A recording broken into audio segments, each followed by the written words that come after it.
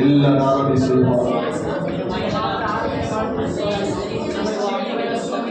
ನಾವೆಲ್ಲರೂ ಆರಾಧನೆ ಮಾಡೋಣ.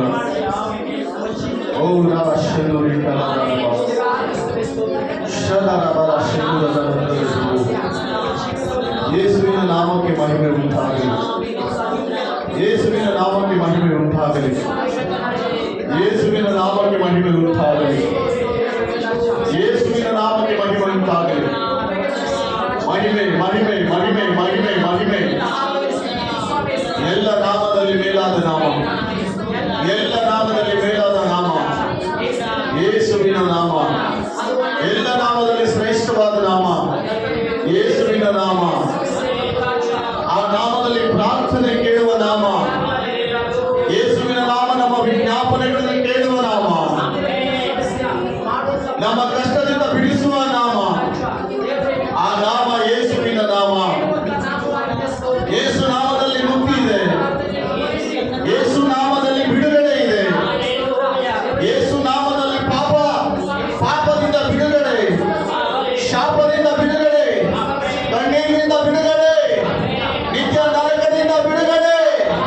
ಇವೆಲ್ಲ ನಡೆಯುವುದು ಒಂದೇ ನಾಮದಲ್ಲಿ, ಅದು ಯೇಸುವಿನ ನಾಮದಲ್ಲಿ ಮಾತ್ರ.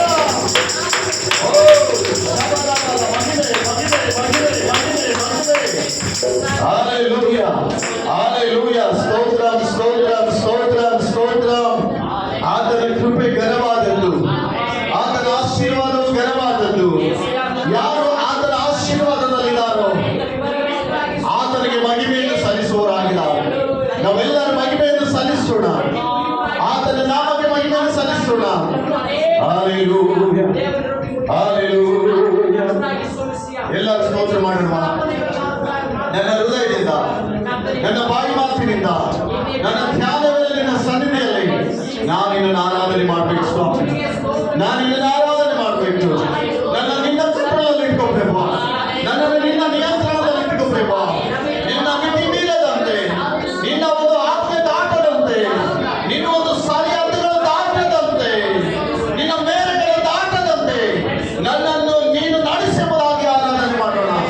ಓ ಶಬರದಲವ, ಓ ಶಕಲದಲವ. ಒಂದು ವೇಳೆ ನಿನ್ನ ಸರಿಹದ್ದುಗಳು ನಾನು ದಾಟುವುದಾದ್ರೆ, ನಾನು ಪಾಪ ಮಾಡಿದಂತೆ, ನಿನ್ನ ಸರಿಹದ್ದುಗಳು ನಾನು ಮೀರುವುದಾದ್ರೆ ನಾನು ಪಾಪದಲ್ಲಿ ಬಿದ್ದಂತೆ.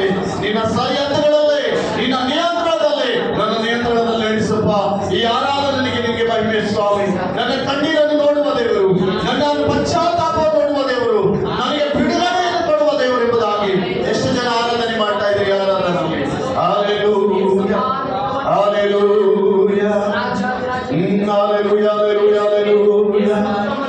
ఘనమైనది నీ కార్యములు నా ఎడల, స్థిరమైనది నీ ఆలోచనలు నా యేసయ్యా.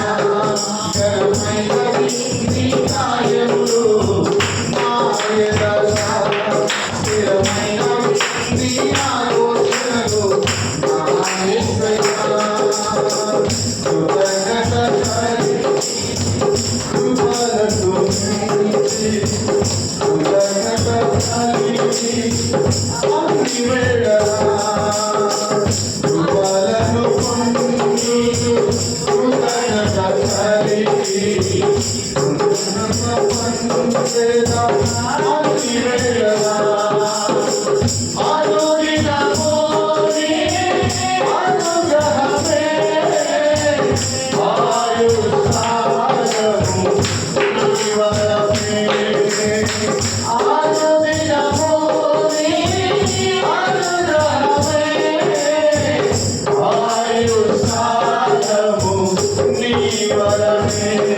ఘనమైన నీ కార్యములు నా ఎడల,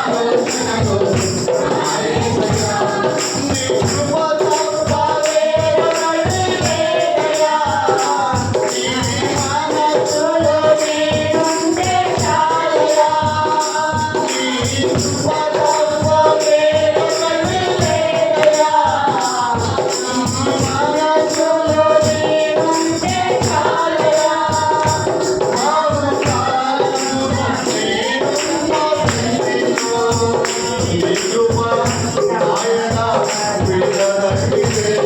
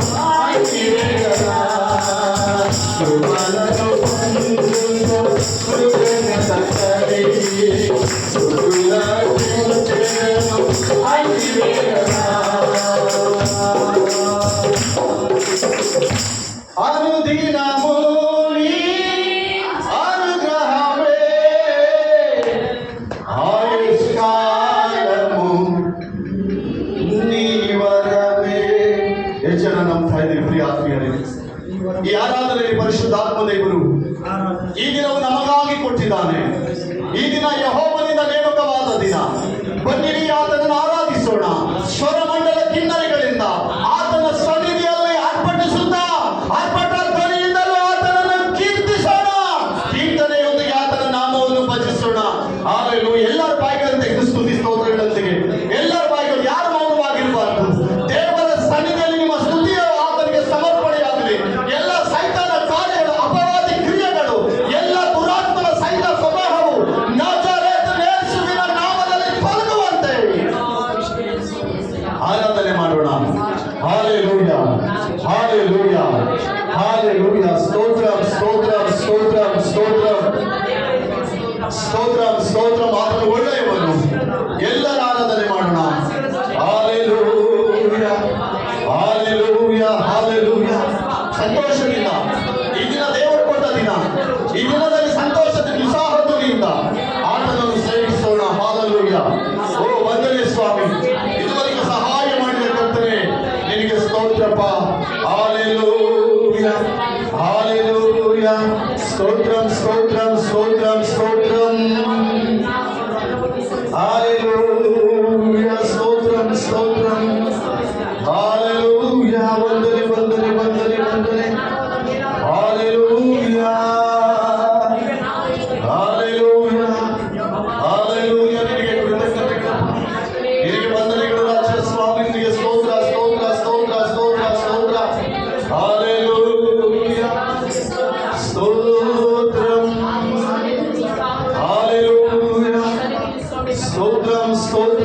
స్తోత్రం స్తోత్రం స్తోత్రం.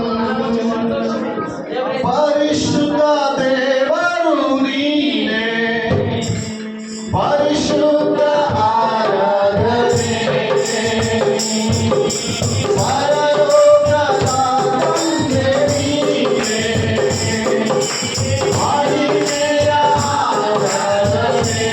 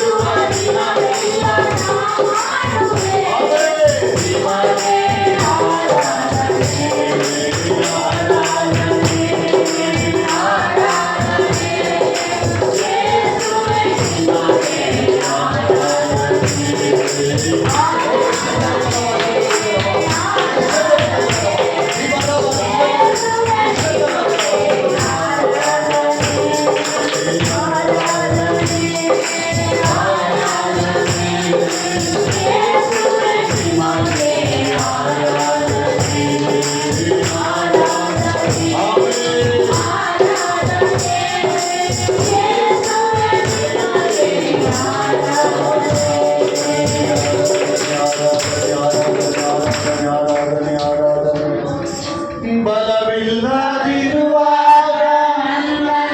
ನೀನೇ ಬಲಪಡಿಸಿದೆ యేసయ్య. ಬಲವಿಲ್ಲದಿರುವಾಗ ನನ್ನನ್ನು ನೀನು ಬಲಪಡಿಸಿದೆ యేసయ్య. ನನ್ನ ಬಲವು ನೀನೇ, ನನ್ನ ಬಂಡೆ ನೀನೇ, ನನ್ನ ಬಲವು ನೀನೇ, ನನ್ನ ಬಂಡೆ ನೀನೇ, ಎಂದೆಂದೂ ನಿಮಗೆ ಎಲ್ಲರಿಗೂ ಎಂದೆಂದೂ ನಿಮಗೆ ಆರಾಧನೆ. ಹೌದಪ್ಪ, ಎಂದೆಂದೂ ನಿಮಗೆ ಆರಾಧನೆ. ಉಸಿರಿರುವ ದಿನವೆಲ್ಲ, ಜೀವವಿರುವ ದಿನವೆಲ್ಲ, ಬದುಕಿರುವ ದಿನವೆಲ್ಲ, ನಮ್ಮ ಜೀವಿತ ದಿನವೆಲ್ಲ ನಿನಗೆ ಆರಾಧನೆ ಕೊಡುವ. Holy worship you, Jesus. Holy worship you, Jesus. Holy worship you, my master. Holy hallelujah. ದೇವ ಸರ್ವಶಕ್ತನೇ ನಿನಗೆ ಸ್ತೋತ್ರಪ್ಪ. ಪರಿಶುದ್ಧಾತ್ಮನೇ, ನಿಮ್ಮ ಪರಿಶುದ್ಧಾತ್ಮನ ಇವರಿಗೂ ನಮಗೆ ಸಹಾಯ ಮಾಡಿದ್ದಕ್ಕಾಗಿ ಸ್ತೋತ್ರ. ಮುಂದೆ ನಿನ್ನ ಚಿತ್ತಕ್ಕೆ ನಮ್ಮನ್ನು ಸಮರ್ಪಿಸಿಕೊಳ್ತಾ ಇದ್ದೀವಿ. ನೀನು ತಾನೇ ರಾಜ ಸಹಾಯ ಮಾಡಿ ಆಶೀರ್ವದಿಸಿ ನಡೆಸಬೇಕೆಂಬುದಾಗಿ ತಂದೆ ಇಲ್ಲಿವರೆಗೆ ನಡೆಸಿದ್ದಕ್ಕಾಗಿ ನಿನಗೆ ವಂದನೆಗಳು, ನಿನಗೆ ಕೃತಜ್ಞತೆಗಳು ಸ್ವಾಮಿ. ಸರ್ವಶಕ್ತನಾದ ದೇವರೇ ನಿಮಗೆ ಸ್ತುತಿ ಸ್ತೋತ್ರಗಳು ಸ್ವಾಮಿ. ಇಲ್ಲಿವರೆಗೂ ಸಹಾಯ ಮಾಡಿದ್ದೀರಿ, ನಿಮಗೆ ವಂದನೆ. ವಾಕ್ಯ ಸಂದೇಶದೊಂದಿಗೆ ನೀವು ನಡೆಸಬೇಕೆಂದು ನಿಮ್ಮ ಕರೆಗಳಲ್ಲಿ ನಮ್ಮನ್ನು ಸಮರ್ಪಿಸಿಕೊಳ್ತಾ ಇದ್ದೀವಿ. ವಾಕ್ಯಕ್ಕಾಗಿ ನಾವು ಪ್ರಾರ್ಥನೆ ಮಾಡೋಣ. ನಮ್ಮ ಮಧ್ಯದಲ್ಲಿ ಪಾಸ್ಟರ್ ಅವರು ಪ್ರಾರ್ಥನೆ ಮಾಡ್ತಾರೆ. ಸ್ತೋತ್ರ ಸ್ವಾಮಿ. ಸರ್ವಶಕ್ತನಾದ ದೇವರೇ ಸ್ತೋತ್ರ, ಪರಿಶುದ್ಧನಾದ ದೇವರೇ ಪಾದ ಸ್ತೋತ್ರ ಸ್ವಾಮಿ. ಅಪ್ಪ ಬೆಳಗಿನ ಜಾವದಿಂದ ಪ್ರಭಾ ಸ್ತೋತ್ರ ರಾಜ.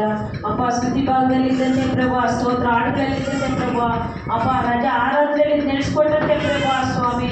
ಅಪ್ಪ ವಾಕ್ಯದಲ್ಲಿ ನೀನು ಮಾತನಾಡು ಸ್ವಾಮಿ. ಅಪ್ಪ ನಿನ್ನ ದಾಸನಲ್ಲಿ ನೀನು ಮಾತನಾಡು ಸ್ವಾಮಿ. ನಿನ್ನ ದಾಸನ ದಿನನಾಡು ವಾಕ್ಯ ಗೋಚರಪಡಿಸಿ ಪ್ರಭಾ ಸ್ತೋತ್ರ ಸ್ವಾಮಿ. ಸರ್ವಶಕ್ತನಾದ ದೇವರೇ ಸ್ತೋತ್ರ, ಪರಿಶುದ್ಧನಾದ ದೇವರೇ ಸ್ತೋತ್ರ ಸ್ವಾಮಿ. ಅಪ್ಪ ಬಂದು ಮಕ್ಕಳೆಲ್ಲ ಸ್ವಾಮಿ ವಾಕ್ಯ ಕೇಳಿ ವಾಕ್ಯ ನಿಮ್ಮನ್ನು ನಡ್ಕೊಳ್ಳಿಕ್ಕೆ ಸಹಾಯ ಮಾಡ್ತಾನೆ ಸ್ತೋತ್ರ. ಅಪ್ಪ ಸಂದರ್ಭದಲ್ಲಿ ಸ್ವಾಮಿ ವಾಕ್ಯ ಕರ್ಕೊಂಡು ವಾಕ್ಯ ಕೇಳಿ ಅಡ್ಡಿಪಡಿಸ್ತಾರೆ ಎಲ್ಲ ದುಷ್ಟರು ಕಾಲ ದುಷ್ಟರು ಶ್ರೀಗಳು ಯೇಸು ನಾಮದಲ್ಲಿ ಮುರಿಯಲ್ಪಡುತ್ತಾನೆ. ಪ್ರಭು ನಿಶ್ಚಿತ ಮಾತ್ರ ನೆರವೇರಲಿ ಸ್ವಾಮಿ. ರಕ್ಷಕನಾದ ದೇವರೇ ಸ್ತೋತ್ರ. ಅಪ್ಪ ಎಲ್ಲ ಸೈತಾನ ಶ್ರೀಗಳು ಯೇಸು ನಾಮದಲ್ಲಿ ಮುರಿಯಲ್ಪಡುತ್ತಾನೆ. ಅಪ್ಪ ನೀನೇ ನಡೆಸುವಂತ ಪ್ರಾರ್ಥಿಸ್ತಾರೆ. ನೀ ಸಂಘ ನೀನು ಬಲಪಡಿಸುವಂತ, ನೀನು ಸೇವೆ ಬಲಪಡಿಸುವಂತ ಪ್ರಾರ್ಥಿಸ್ತಾ ಎಲ್ಲ ವಿಷಯ ನೀನು ಪಾಠ ಯೇಸು ಪರಿಶುದ್ಧ ನಾಮದಲ್ಲಿ ಬೇಡಿಕೊಳ್ಳುವಂತ ದೇವರೇ. ಆಮೇಲೆ ನಾವೆಲ್ಲರೂ ಕೂತ್ಕೊಳ್ಳೋಣ. ಪ್ರಿಯ ಆತ್ಮೀಯರೇ, praise the Lord. Hallelujah. Praise the Lord, praise the Lord. Thank you Jesus. ಪರಿಶುದ್ಧ ಸ್ತೋತ್ರ, ಜೀವ ಸ್ವರೂಪ ಸ್ತೋತ್ರ. ಹಲ್ಲೆಲೂಯಾ, ಸ್ತೋತ್ರ. Praise the Lord. ಹಲ್ಲೆಲೂಯಾ. ಎಲ್ಲರೂ ಚೆನ್ನಾಗಿದ್ದಾರೆ. ದೇವರು ನಿಮ್ಮನ್ನು ಆಶೀರ್ವಾದ ಮಾಡಲಿ. ಇಲ್ಲಿ ನಾವು ಆರಾಧನೆ ಎಂಬುದು ಒಂದು ಸ್ವಲ್ಪ ಕಾಲ ಮಾತ್ರ. ದೇವರ ಸಂಧಿಯಲ್ಲಿ ನಾವೆಲ್ಲರೂ ಎದ್ದು ನಿಂತ್ಕೊಳ್ಬೇಕು ಅಂದಾಗ ಎಲ್ಲರೂ ಎದ್ದು ನಿಂತ್ಕೊಳ್ಬೇಕು. ದೇವರ ಸನ್ನಿಧಿಯಲ್ಲಿ ಎದ್ದು ನಿಂತ್ಕೊಳ್ಬೇಕಂದಾಗ ಎಲ್ಲ ಏನು ಮಾಡ್ಬೇಕಂತ ಎಲ್ಲರೂ ಎದ್ದು ನಿಂತ್ಕೊಳ್ಬೇಕು. ಕೆಲವರು ಹಾಗೆ ಕೂತಿದ್ದಾರೆ. ಕೆಲಸಕ್ಕೆ ಹೋದ್ರೆ ನೋಡ್ರಿ, ಬೆಳಿಗ್ಗೆ ಹೋದ್ರೆ ಸಾಯಂಕಾಲದವರೆಗೆ ಅಲ್ಲೇ ಕೆಲಸ ಮಾಡಿರ್ತಾರೆ. ಯಾಕಂದ್ರೆ ಅಲ್ಲಿ ಕೂಲಿ ಬರ್ತದಲ್ಲ. ಇವರ ಕೆಲಸ ಇದ್ರೆ ಇನ್ನೊಂದು ಊರಿಗೆ ಹುಡುಕಿಕೊಂಡು ಹೋಗ್ತಾರೆ, ಅಲ್ಲಿ ಕೂಲಿ ಬರ್ತದಲ್ಲ. ದೇವರ ಸನ್ನಿಧಿಯಲ್ಲಿ ಮಾತ್ರ ದೇವರಿಗೆ ನಾವು ಏನ್ ಮಾಡ್ತಾ ಇಲ್ಲ, ಮರ್ಯಾದೆ ತೋರಿಸ್ತಾ ಇಲ್ಲ. ಯಾರೋ ಒಬ್ಬ ವ್ಯಕ್ತಿ ನಮಗಿಂತಲೂ ಸ್ವಲ್ಪ ಸ್ಥಿತಿವಂತ ವ್ಯಕ್ತಿ ನಮ್ಮ ಎದುರಿಗೆ ಬರುವುದಾದ್ರೆ ನಾವು ಆತನ ಮುಂದೆ ಎದ್ದು ನಿಲ್ತೀವಿ. ಇದನ್ನು ಸಾಕ್ಷಾತ್ ರಾಜಾದಿರಾಜನ ಸನ್ನಿಧಿಯಲ್ಲಿ ನಾವೆಲ್ಲ ಎದ್ದು ನಿಂತ್ಕೊಳ್ಬೇಕಂದ್ರೆ ಆ ರೂಲ್ಸ್ ಅನ್ನು ನಾವೆಲ್ಲರೂ ಕೂಡ ಫಾಲೋ ಅಪ್ ಮಾಡಲೇಬೇಕು. ಅದು ನಮಗೆ ಆಶೀರ್ವಾದ. ನನ್ನ ಕೈಯಲ್ಲಿ ಶಕ್ತಿ ಇಲ್ಲ, ಕಾಲದಲ್ಲಿ ಶಕ್ತಿ ಇಲ್ಲ ಅಂತ ಕೆಲ್ಸಕೋದಾಗ ಏನ್ ಮಾಡ್ತೀಯ? ಹಲ್ಲೆಲೂಯಾ. ಆದ್ದರಿಂದ ಇದು ಸ್ವಲ್ಪ ಅಷ್ಟು ಸರಿಯಲ್ಲ ಅನಿಸ್ತದೆ. ನಾವು ದೇವರಿಗೆ ಒಬ್ಬೆಯಾಗಬೇಕು, ವಿಧೇಯರಾಗಬೇಕು. ದೇವರ ಸನ್ನಿಧಿಯಲ್ಲಿ ಭಯಭಕ್ತಿಯಿಂದ, ವಿಧೇಯತ್ವದಿಂದ ಒಂದು ಸ್ವಲ್ಪ ಕಾಲ ಎದ್ದು ನಿಂತ್ಕೊಳ್ಳಿಕ್ಕೆ ನಮ್ಗೆ ಏನಾಗಲ್ಲ. ಸನ್ನಿಧಿಯಲ್ಲಿ ಎದ್ದು ನಿಂತ್ಕೊಳ್ಬೇಕು. ನೆಕ್ಸ್ಟು ನಾವು ಇದನ್ನು ಪಾಲನೆ ಮಾಡೋಣ. ಬೇರೆ ಎಲ್ಲರೂ ಕೂಡ ಇದನ್ನು ಪಾಲಿಸೋಣ. ದೇವರು ನಮ್ಮ ಪ್ರಾರ್ಥನೆಗೆ ಕೇಳುವ ದೇವರು. ಎಲ್ಲರ ಎದುರಿಗೆ ಇಳಿಸಿ ತಲೆಯಲ್ಲಿ ಹೇಳುವ ಎಷ್ಟು ಜನ ಸಂತೋಷವಾಗಿದ್ದೀರಿ? ಮುಂಜಾನೆ ಕರ್ತನ ಸನ್ನಿಧಿಯಲ್ಲಿ ದೇವರ ಆರಾಧನೆಯೊಂದಿಗೆ ನಾವೆಲ್ಲರೂ ಕೂಡ ಪ್ರಿಯ ಆತ್ಮೀಯರೇ, ಈ ಸಮಯದಲ್ಲಿ ವಾಕ್ಯ ಸಂದೇಶವನ್ನು ಕೇಳುವಂಥ ಸಮಯ. ನಮ್ಮ ಬಳಿಯಲ್ಲಿ ಸತ್ಯವಿರುವುದಾದರೆ ನಾವು ವಾಕ್ಯ ಸಂದೇಶಕ್ಕೆ ಹೋಗೋಣ. ಈ ದಿನ ದೇವರ ವಾಕ್ಯವನ್ನು ನಾವು ನೋಡೋಣ. ದುರಾಸೆ. ಹಲ್ಲೆಲೂಯಾ. ದಿನ ವಾಕ್ಯ ಸಂದೇಶದ ಒಂದು ಹೆಸರು ದುರಾಸೆ. ಎಲ್ಲರಿಗೂ ದುರಾಸೆ ಅಂತ. ಹಲ್ಲೆಲೂಯಾ. ದುರಾಸೆ. ಓಕೆ, ನಾವು ವಾಕ್ಯಕ್ಕೆ ಹೋಗೋಣ.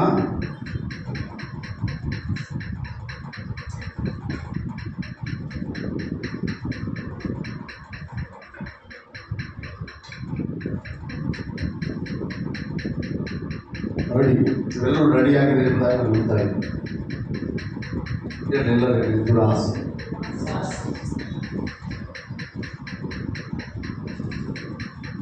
ಒಂದು ವಚನದೊಂದಿಗೆ ನಾವೆಲ್ಲರೂ ಈ ಸಂದೇಶವನ್ನು ಪ್ರಾರಂಭಿಸೋಣ. ಫಸ್ಟ್ ತಿಮೋಥಿ ಬರೆದ ಪತ್ರಿಕೆ 6ನೇ ಅಧ್ಯಾಯ 9ನೇ ವಚನ.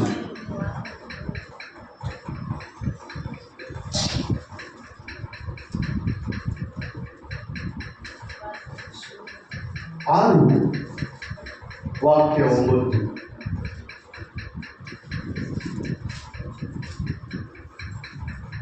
ಐಶ್ವರ್ಯವಂತರಾಗಬೇಕೆಂದು ಮನಸ್ಸು ಮಾಡುವವರು ದುಷ್ಟಾರಣೆ ಎಂಬ ಉರುಳಿನಲ್ಲಿ ಸಿಕ್ಕಿಕೊಂಡು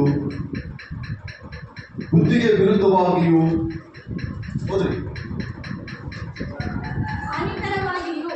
ಹಾನಿಕರವಾಗಿಯೂ ಇರುವ ಅನೇಕ ಆಸೆಗಳಲ್ಲಿ ಏನ್ ಮಾಡ್ತಾರಂತ ಅವರು ಇದನ್ನ ಎಲ್ಲ ಹೇಳ್ರಿ. ದುರಾಸೆ. ದುರಾಸೆ. ಓಕೆ, ದೇವರು ನಿಮ್ಮೆಲ್ಲರನ್ನು ಆಶೀರ್ವಾದ ಮಾಡಲಿದ್ದೇವೆ. ಈ ದುರಾಸೆ ಇರುವಂತ ಮನುಷ್ಯರು, ಯಾವ ಮನುಷ್ಯನಲ್ಲಿ ದುರಾಸೆ ಬರ್ತದೋ, ಯಾವ ವ್ಯಕ್ತಿಯಲ್ಲಿ ದುರಾಸೆ ಪ್ರಾರಂಭವಾಗ್ತದೋ ಆ ವ್ಯಕ್ತಿಯು ಏನು ಮಾಡಲಿಕ್ಕೆ ಕೂಡ ಹಿಂಜರಿಯಲ್ಲ. ದುರಾಸೆ ಪ್ರಭಾವಿತವೇ ಇದು. ಯಾವ ಸ್ತ್ರೀ ಪುರುಷರಲ್ಲಿ ದುರಾಸೆ ಪ್ರಾರಂಭವಾಗ್ತದೋ ಅವರು ಏನು ಮಾಡಲು ಕೂಡ ಏಚಲ್ಲ. ದುರಾಸೆ ಅಷ್ಟು ಶಕ್ತಿಯುಳ್ಳದ್ದು. ದುರಾಸೆಗೆ ಒಂದು ಶಕ್ತಿ ಇದೆ. ಅದು ನಮ್ಮ ಒಳಗಡೆ ಬರುವುದಕ್ಕೆ ಅದನ್ನು ಬಿಡದೆ ಆಸೆಯನ್ನು ನಿಯಂತ್ರಣದಲ್ಲಿಟ್ಟುಕೊಳ್ಳಬೇಕು. ಈಗ ನಾವು ಓದಿದ ವಾಕ್ಯದ ಮೇರೆಗೆ ಏನಾಗ್ಬೇಕಂತ ಆ ವಾಕ್ಯ ಏನ್ ಹೇಳ್ತದೆ ಹೇಳ್ರಿ? ಕೆಳಗಿನ ಟೈಟಲ್ ಹೀಗಿದೆ, ನಮಗಿರುವುದರಲ್ಲಿಯೇ ಓದಮ್ಮ ಸ್ವಲ್ಪ ಓದು.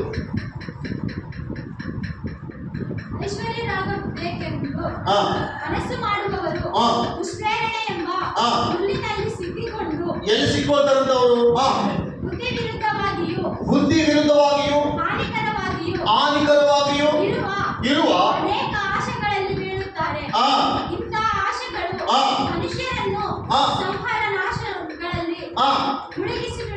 ಏನ್ ಮಾಡ್ತದಂತ ಆಸೆಗಳು. ಇಂಥ ಆಸೆಗಳು ಸಂಹಾರ ನಾಶನದಲ್ಲಿ ಮನುಷ್ಯರನ್ನು ಮುಳುಗಿಸ್ತಾವಂತ. ದೇವರು ನೋಡಕ್ಕಾಗಲ್ಲ. ದೇವರು ನೋಡಕ್ಕಾಗಲ್ಲ ಪ್ರಿಯರೇ. ಅದಕ್ಕೆ ಯೇಸು ಸ್ವಾಮಿ ಒಂದು ಮಾತು ಹೇಳ್ತಾ ಇದ್ದಾನೆ, ನೀವು ದೇವರನ್ನು ಮತ್ತು ಧನವನ್ನು ಸೇವಿಸಲು ಆಗಲ್ಲ. ದುರಾಸೆ ಇರುವ ಶಕ್ತಿಯೇ ಇದೆ. ಯಾವ ಮನುಷ್ಯನಲ್ಲಿ, ಯಾವ ಸ್ತ್ರೀಯಲ್ಲಿ ದುರಾಸೆ ಬರ್ತದೋ ಅವರು ಏನು ಮಾಡೋಕ್ಕೂ ಕೂಡ ಹಿಂಸರಿಯಲ್ಲ. ಎಲ್ಲದಕ್ಕೂ ಅವರು ಸಿದ್ಧವಾಗಿರ್ತಾರೆ. ಅವರಿಗೆ ಬೇಕಾಗಿದ್ದ ಆಸೆಯು ಮಾತ್ರ ಅವ್ರ ಕಣ್ಣು ಮುಂದೆ ಅದು ನೆರವೇರ್ತಾ ಇದ್ರೆ ಸಾಕು, ಅವ್ರು ಏನು ಮಾಡಲಿಕ್ಕೆ ಏನಾಗಲಿ ಹಿಂಸರಿಯಲ್ಲ. ನೆಕ್ಸ್ಟ್, ಇನ್ನೊಬ್ಬರಿಗೆ ಹಾನಿ ಮಾಡಲಿಕ್ಕೆ ಕೂಡ ಹಿಂಸರಿಯಲ್ಲ. ಇನ್ನೊಬ್ಬರ ವಿಷಯದಲ್ಲಿ ನಾಲಿಗೆ ಅರೆಬಿಟ್ಟು ಮಾತನಾಡಲಿಕ್ಕೆ ಕೂಡ ಹಿಂಜರಿಯಲ್ಲ. ಒಳ್ಳೆ ವ್ಯಕ್ತಿಯ ವಿಷಯದಲ್ಲಿ ಸುಳ್ಳು ಸಾಕ್ಷಿ ಹೇಳೋದಕ್ಕೆ ಕೂಡ ಅವರು ಹಿಂಜರಿಯಲ್ಲ. ಅವರ ಜೀವಿತದಲ್ಲಿ ಭಯ ಭಕ್ತಿ ಅನ್ನೋದು ಯಾವ ಮೂಲೆಯಲ್ಲಿ ಕೂಡ ಇರಲ್ಲ. ಯಾವ ವ್ಯಕ್ತಿಗೆ? ದುರಾಸೆ ತುಂಬಿದ ವ್ಯಕ್ತಿಗೆ. ಬೈಬಲಲ್ಲಿ ಒಬ್ಬ ವ್ಯಕ್ತಿ ಇದ್ದಾನೆ. ಮೊದಲನೇ ಅರಸುಗಳ ಪುಸ್ತಕ 21ನೇ ಅಧ್ಯಾಯ 1ನೇ ವಚನ. ಈ ದಿನ ನಾವು ವಾಕ್ಯ ಪ್ರಾರಂಭ ಮಾಡಿಕೊಳ್ಳೋಣ. ದೇವರು ನಮ್ಮೆಲ್ಲರನ್ನು ಆಶೀರ್ವಾದ ಮಾಡಲಿ. ಮೊದಲನೇ ಅರಸುಗಳ ಪುಸ್ತಕ 1ನೇ ಅರಸುಗಳ ಪುಸ್ತಕ 21ನೇ ಅಧ್ಯಾಯ 1ರಿಂದ 4ರವರೆಗೆ ಯಾರಾದರೂ ಓದಿ ಸಹಾಯ ಮಾಡಿ. ಅನಂತರ ಆ. ಸಂಭವಿಸಿದ್ದೇನೆಂದರೆ ಆ ಇಜ್ರಾಯೇಲಿನಲ್ಲಿ ಆ. ಸಮಾರ್ಯದ ಅರಸನಾದ ಅಹಾಬನ ಅರಮನೆಯ ಹತ್ತಿರ ಇಜ್ರಾಯೇಲಿನವನಾದ ನಾಬೋತನೆಂಬ ಮನುಷ್ಯನ ದ್ರಾಕ್ಷಾ ತೋಟವಿತ್ತು. ಅಹಾಬನು ನಾಬೋತನಿಗೆ, ನಿನ್ನ ದ್ರಾಕ್ಷೆ ತೋಟವನ್ನು ನನಗೆ ಕೊಡು, ಅದು ನನ್ನ ಅರಮನೆಯ ಹತ್ತಿರವಿರುವುದರಿಂದ ಅದನ್ನು ಕಾಯಿ ಪಲ್ಯದ ತೋಟವನ್ನಾಗಿ ಮಾಡಿಕೊಳ್ಳುವೆನು. ಅದಕ್ಕೆ ಬದಲಾಗಿ ನಿನಗೆ ಅದಕ್ಕಿಂತ ಉತ್ತಮವಾದ ತೋಟವನ್ನು ಕೊಡುತ್ತೇನೆ ಎಂದು, ಅದು ಬೇಡವಾದರೆ ಕ್ರಯವನ್ನು ಕೊಡುತ್ತೇನೆ ಎಂದು ಹೇಳಿದನು. ಅದಕ್ಕೆ ನಾಬೋತನು, ನಾನು ಪಿತ್ರಾರ್ಜಿತ ಸ್ವಾಸ್ಥ್ಯವನ್ನು ನಿನಗೆ ಮಾರದಂತೆ ಯೆಹೋವನು ನನ್ನನ್ನು ತಡೆಯಲಿ ಎಂದು ಉತ್ತರ ಕೊಟ್ಟನು. ಆಮೆನ್. ಎಲ್ಲರೂ ಸಲ ಹೇಳೋಣ. ಈ ಸನ್ನಿವೇಶ ಏನ್ರಿ ಆತ್ಮೀಯ ಸಹೋದರಿ ಎಂಬುದಾಗಿ ನಾವು ನೋಡುವುದಾದ್ರೆ, ಅಹಾಬನಿಗೂ ಒಬ್ಬ ಅರಸನಿದ್ದಾನೆ, ರಾಜನು. ಈಗ ರಾಜನೆಂದ್ರೆ ಸರ್ವಸಾಮಾನ್ಯವಾಗಿ ನಮಗೆ ನಾರ್ಮಲ್ ಆಗಿರಲ್ಲ. ರಾಜನಿಗೆ ಎಲ್ಲ ವಿಧದ ಸಹಕಾರಗಳು ಅವನಿಗಿರ್ತದೆ. ಬಲವೂ ಇರ್ತದೆ, ಪೊಲಿಟಿಕಲ್ ಪವರ್ ಇರ್ತದೆ, ಅವನು ಏನು ಹೇಳಿದ್ರು ಮಾಡ್ಬೋದು. ಬಟ್ ಅವನ ಮನೆಯ ಮುಂದೆ ನಾಬೋತನೆಂಬ ಒಬ್ಬ ಬಡವನಿದ್ದಾನೆ. ಅವನಿಗೆ ಒಂದು ಸ್ವಲ್ಪ ಭೂಮಿ ಇದೆ. ಈ ರಾಜನ ಅರಮನೆ ಮುಂದೆನೇ ಇದೆ ಆ ಭೂಮಿ. ಈ ರಾಜನ ಅರಮನೆ ಮುಂದೆ ಇದೆ. ಈಗ ಈ ರಾಜನಿಗೆ ಬೇಕಾದಷ್ಟು ಇದೆ, ಬೇಕಾದದ್ದೆಲ್ಲ ಇದೆ. ರಾಜನಂದ್ರೆ ನಮಗೆ ಗೊತ್ತು, ರಾಜನ ಸ್ಥಿತಿಗತಿಗಳು ಹೆಂಗಿರ್ತವೆ ಎಂಬುದಾಗಿ, ಆತನ ಸ್ಥಾಯಿ ಏನು, ಆತನ ಪದವಿ ಏನು, ಅವ್ರು ಹೆಂಗಿರ್ತಾರೆ ಎಂಬುದಾಗಿ ನಮ್ಗೆ ಅಲ್ಪ ಸ್ವಲ್ಪವಾದರೂ ಗೊತ್ತು. ಆದ್ರೆ ಈ ವ್ಯಕ್ತಿ ಏನ್ ಮಾಡ್ತಾ ಇದ್ದಾನೆ, ಒಬ್ಬ ಬಡವನ ಭೂಮಿ ಅವನ ಮನೆ ಮುಂದೆ ಇರುವುದ ಕಾರಣ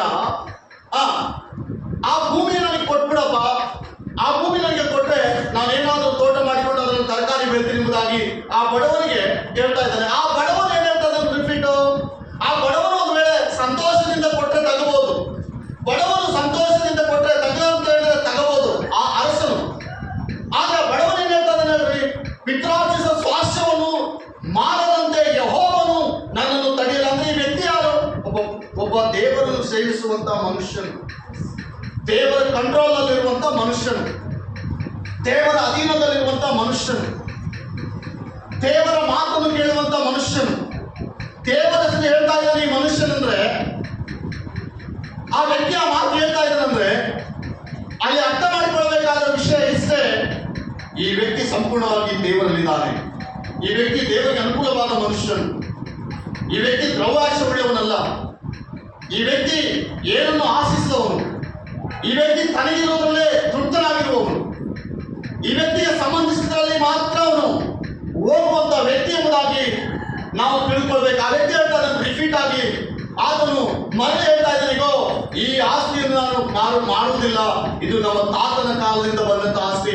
ಒಂದು ವೇಳೆ ನಾನು ಮಾರುವುದಾದ್ರೆ ಯೆಹೋವನು ನನ್ನನ್ನು ತಡೆಯಲಿ. ಇಷ್ಟಕ್ಕೆ ಈ ರಾಜನು ಸುಮ್ಮನೆ ಅದನ್ನ ಇಲ್ಲ, ಈ ರಾಜನಿಗೆ ಅದು ಬೇಕು, ಈ ರಾಜನಿಗೆ ಅದು ಬೇಕು ಅಂತ 100 ಮಾಡಿಕೊಳ್ಬೋದು ಪ್ರಿಯರೇ, ಅಂತ 100 ಮಾಡಿಕೊಳ್ಬೋದು ಈ ಅರಸನು, ಅಂಥದ್ದು 100 ಕೊಂಡ್ಕೊಳ್ಬೋದು ಈ ಅರಸನು.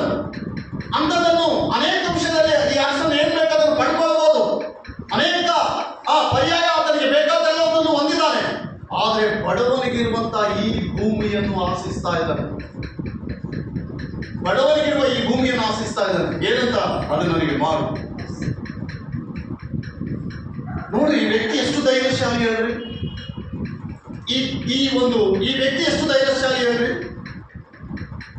ನನ್ನ ತಾತನಿಂದ ಒಂದು ಆಸ್ತಿ ಅದನ್ನು ನಾನು ಮಾರಲ್ಲ. ಯಾರ ಮುಂದೆ ಮಾತಾಡ್ತಾ ಇದ್ದಾನೆ ಈ ವ್ಯಕ್ತಿ? ರಾಜನ ಮುಂದೆ. ಯಾರ ಮುಂದೆ? ಯಾರು ಹೇಳ್ತಾ ಇದ್ದಾನೆ ಈ ಮಾತು? ರಾಜನ ಮುಂದೆ. ಆ ರಾಜನ ಹೇಳ್ತಾ ಇದ್ದಾನೆ, ಯಾವಾಗ ಈ ವ್ಯಕ್ತಿ ಕೊಡಲ್ಲ ಅಂದ್ರೂ ಕೂಡಲೇ ಹೋಗಿ ಮಂಚದ ಮೇಲೆ ಮಲಗಿ ಚಿಂತೆ ಮಾಡ್ತಾ ಇದ್ದಾನೆ. ಚಿಂತೆ ಮಾಡುವಂತ ಸಂದರ್ಭದಲ್ಲಿ ಆತನ ಹೆಂಡತಿಯಾದ ರಾಣಿ ಒಳಗಡೆ ಬರ್ತಾಳೆ. ಒಳಗಡೆ ಬಂದ ಕೂಡಲೇ ಕೇಳ್ತಾನೆ, ಏನು ಈ ದಿನ ಈ ರೀತಿ ಇದೆಯಾ ನೀನು? ಯಾಕೆ ನಿನ್ನ ಮುಖ ಸಪ್ಪಗಾಗಿದೆ? ಏನಕ್ಕಾಗಿದೆ ಎಲ್ಲ ಈ ರೀತಿ ಇದೆಯಾ ಅಂತ ಕೇಳಿದಾಗ ಯಜಬೇರಳ ಆಕೆ ಹೆಸರು. ಯಜಬೇರಳ ಎಂಬುದಾಗಿ ಆಕೆ ಬಂದು ಆ ರಾಜನನ್ನು ವಿಚಾರಿಸುವಾಗ ಆ ರಾಜನ ಹೇಳ್ತಾನೆ, ಇಲ್ಲ, ಈಗ ನಮ್ಮ ಮನೆ ಮುಂದಿರುವಂತ ತೋಟವನ್ನು ನಾನು ಕೇಳಿದೆ, ಆ ವ್ಯಕ್ತಿಯನ್ನು ಕೇಳಿದ್ರೆ ಆತನು ಇಲ್ಲ ಅಂತ ಹೇಳ್ತಾ ಇದ್ದಾನೆ. ಅದಕ್ಕೇನು ದೊಡ್ಡ ವಿಷಯ ಅಂತ ಹೇಳ್ತಾ ಇದ್ದೀನಿ ಬಿಡ್ರಿ. ಹಲ್ಲೆಲೂಯಾ.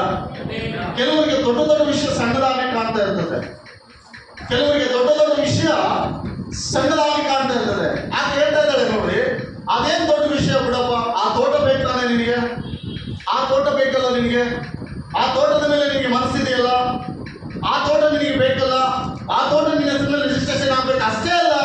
ಇದಕ್ಕೆ ಯಾಕೆ ಚಿಂತೆ ಮಾಡ್ತೀವಿ ಬಿಡು, ನಾಳೆನೆ ಆ ಕೆಲಸ ಮಾಡ್ತೀವಿ. ಯಾರು ಹೇಳ್ತಿದಾರ? ತನ್ನ ಹೆಂಡತಿಯಾದ ಯೆಜಬೇಲಳು ತನ್ನ ಗಂಡನಾದ ರಾಜನಿಗೆ ವಾಗ್ದಾನ ಮಾಡ್ತಾ ಇದ್ದಾಳೆ. ಏನಂತ ಗೊತ್ತಾ ಪ್ರಿಯ ಆತ್ಮೀಯ ನನ್ನ ಸಹೋದರಿ, ನನ್ನ ಸಹೋದರ, ನಿನ್ನ ನಾಲಿಗೆಯಲ್ಲಿ ಒಂದು ವೇಳೆ ಬಲಾತ್ಕಾರವೆಂಬ ನಾಲಿಗೆ, ಸುಳ್ಳು ಸಾಕ್ಷಿ ಎಂಬ ನಾಲಿಗೆ ನಿನ್ನ ಜೀವಿತದಲ್ಲಿದ್ದರೆ ತತ್ಕ್ಷಣದಲ್ಲಿ ನಿನ್ನ ತೆಗೆಯದೆ ಹೋದರೆ ಅದು ನಿನಗೆ ಹಾನಿ ಮಾಡ್ತದೆ, ಇತರರಿಗೆ ಕೂಡ ಹಾನಿ ಮಾಡ್ತದೆ. ಇದು ಜಾಗೃತೆಯಿಂದ ನೀವು ಪಾಲಿಸಬೇಕಾದಂತ ವಿಷಯ. ಈ ದಿನ ಈ ವಾಕ್ಯ ದೇವರ ಪರಿಶುದ್ಧಾತ್ಮನು ನಮ್ಮೆಲ್ಲರೊಂದಿಗೆ ಮಾತನಾಡ್ತಾ ಇದ್ದಾನೆ. ಏನ್ ಗೊತ್ತಾ, ಹೇಳ್ತಾ ಇದ್ದಾಳೆ, ನಾಳೆ ಇಷ್ಟೊತ್ತಿಗೆ ಎಲ್ಲ ಸಭೆಯವರನ್ನು ಕೂಡಿಸಿ, ಎಲ್ಲರನ್ನು ಕೂಡಿಸಿ ಆವಾನು ಹೋದ್ರಿ, ಆವಾನು ಆ ವ್ಯಕ್ತಿ ಅರಸನಿಗೆ ವಿರುದ್ಧವಾಗಿ ಮಾತನಾಡಿದೆ ಎಂಬುದಾಗಿ ನಾವು ಸುಳ್ಳು ಸಾಕ್ಷಿ ಹೇಳಿಸ್ಬಿಟ್ರೆ ಸಾಕು, ಆ ವ್ಯಕ್ತಿ ಸತ್ತು ಬಿಡ್ತಾನೆ. ಆ ವ್ಯಕ್ತಿ ಸತ್ತು ಕೂಡಲೇ ಆಸ್ತಿ ಯಾರಿಗೆ ಬರ್ತದೆ? ನಮ್ಗೆ. ಆ ವ್ಯಕ್ತಿ ಸತ್ಬಿಟ್ರೆ ಆಸ್ತಿ ಯಾರಿಗೆ ಬರ್ತದೆ? ನಮ್ಗೆ. ರಾಣಿ ಭರವಸೆ ಕೊಡ್ತಾ ಇದ್ದಾಳೆ, ಯಜಮಾನ ಭರವಸೆ ಕೊಡ್ತಾ ಇದ್ದಾಳೆ. ಆಗ ಬೆಳಗಿನ ಬೆಳಗಾಯ್ತು, ಇನ್ನೊಂದು ದಿನ ಬಂತು ಅವರ ಜೀವಿತದಲ್ಲಿ. ಈ ಒಂದು ಸ್ತ್ರೀ ಹೇಳಿದಂತೆ ಎಲ್ಲಾ ಸಮೂಹದವರನ್ನು ಒಂದು ತಲೆ ಕೂಡಿ ಹಾಕಿ ಇಬ್ಬರಿಗೆ ಸಾಕ್ಷಿ ಇಬ್ಬರು ಕೂಡ ಸಾಕ್ಷಿ ಹೇಳಿಸ್ತಾರೆ. ಏನಂತ ಗೊತ್ತಾ, ಆ ಭೂಮಿ ಉಳ್ಳ ವ್ಯಕ್ತಿ ದೇವರಿಗೆ ವಿರುದ್ಧವಾಗಿ, ರಾಜನಿಗೆ ವಿರುದ್ಧವಾಗಿ ಮಾತನಾಡಿದೆ ಎಂಬುದಾಗಿ ಎಲ್ಲ ಸಭೆಯಲ್ಲಿ ನೀವು ಹೇಳ್ಬೇಕು. ಇಬ್ಬರು ತಯಾರು ಮಾಡ್ತಾರೆ. ಹೇಳ್ರಿ ಆತ್ಮೀಯ ಸಹೋದರಿ ಸಹೋದರ, ನಮ್ಮ ಜೀವಿತದಲ್ಲಿ ಅನೇಕರನ್ನು ಸೈತಾನನ್ನು ಉಪಯೋಗಿಸಿಕೊಳ್ಳುವಂತ ಮಾರ್ಗ ಇದಾಗಿರ್ತದೆ. ಅನೇಕ ಸಲ ಅನೇಕರಿಗೆ ವಿರುದ್ಧವಾಗಿ ಸುಳ್ಳು ಸಾಕ್ಷಿ ಹೇಳ್ತಾ ಇರ್ತಾರೆ. ಗೊತ್ತಿಲ್ಲದ ವಿಷಯಗಳು ಕೂಡ ಅವ್ರ ನಾಲಿಗೆಯಿಂದ ಬಂದಾಗ ಅದು ನಿಂತಿರಲ್ಲ. ನಾವು ಏನ್ ಮಾತಾಡಬೇಕು ಎಂಬ ಪರಿಜ್ಞಾನ ಕೂಡ ಇರಲ್ಲ. ಇನ್ನೊಬ್ಬರ ವಿಷಯದಲ್ಲಿ ನಾವು ಏನ್ ಮಾತಾಡಿದ್ರೆ ನಡೀತದೆ. ಒಂದು ವೇಳೆ ಆ ಕುಟುಂಬಕ್ಕೆ ಏನಾದ್ರೂ ಹಾನಿ ಆಗ್ಬೋದಾ, ಧಕ್ಕೆ ಆಗ್ಬೋದಾ? ಆ ಕುಟುಂಬ ಸಣ್ಣ ಕುಟುಂಬ, ಆ ಕುಟುಂಬದಲ್ಲಿ ದೇವರಿದ್ದಾನೆ, ಆ ಕುಟುಂಬವನ್ನು ದೇವರು ನೋಡ್ತಾ ಇದ್ದಾನೆ. ಇಲ್ಲ ದೇವರ ಮಗಳು ನಾನು, ಇಲ್ಲ ದೇವರ ಮಗಳು ನಾನು, ನನ್ನಲ್ಲಿ ದೇವರಿದ್ದಾನೆ ಎಂಬ ಪ್ರಜ್ಞೆಯನ್ನು ಮರೆತು ನಾಲಿಗೆಯನ್ನು ಆವಿನಂತೆ ಚಾಸ್ತಾ ಇರ್ತಾರೆ ಕೆಲವರು. ಜಾಗೃತ. ನಿನ್ನ ಜೀವಿತದಲ್ಲಿ ನೀನು ಹಿಂಗೆ ಇರುವಂತ ಯಾವತ್ತೂ ತಂದುಕೊಳ್ಬೇಡ. ಎಲ್ಲರಿಗೂ ಸಮಯ ಇದೆ. ಸಮಯನೇ ಸಮಾಧಾನ ಕೊಡ್ತದೆ. ಕೆಲವೊಂದ್ಸಲ ಕಾಲ ಸಮಾಧಾನ ಕೊಡ್ತದೆ. ಎಲ್ಲ ಸಭೆಯಲ್ಲಿ ಅವರಿಬ್ಬರು ಹೇಳ್ತಾ ಇದ್ದು, ಈ ಹಾವನ್ನು ದೇವರಿಗೆ ವಿರುದ್ಧವಾಗಿಯೂ, ಆ ವ್ಯಕ್ತಿ ದೇವರಿಗೆ ವಿರುದ್ಧವಾಗಿಯೂ ರಾಜನಿಗೆ ವಿರುದ್ಧವಾಗಿಯೂ ಮಾತನಾಡಿದ್ದಾನೆ. ಆ ಸಭೆಯಲ್ಲಿ ಎಲ್ಲರಿದ್ದು ಈ ವ್ಯಕ್ತಿ ಮೇಲೆ ಎಲ್ಲರೂ ಕಲ್ಲಾಕಿ ಸಾಯಿಸ್ಬಿಡ್ತಾರೆ. ಎಲ್ಲರೂ ಕಲ್ಲಾಕಿ ಸಾಯಿಸ್ಬಿಡ್ತಾರೆ. ಯಾವ ವ್ಯಕ್ತಿಯನ್ನ ಹೋದ್ರಿ? ಆ ವಾಕ್ಯ ಹೋದ್ರಿ.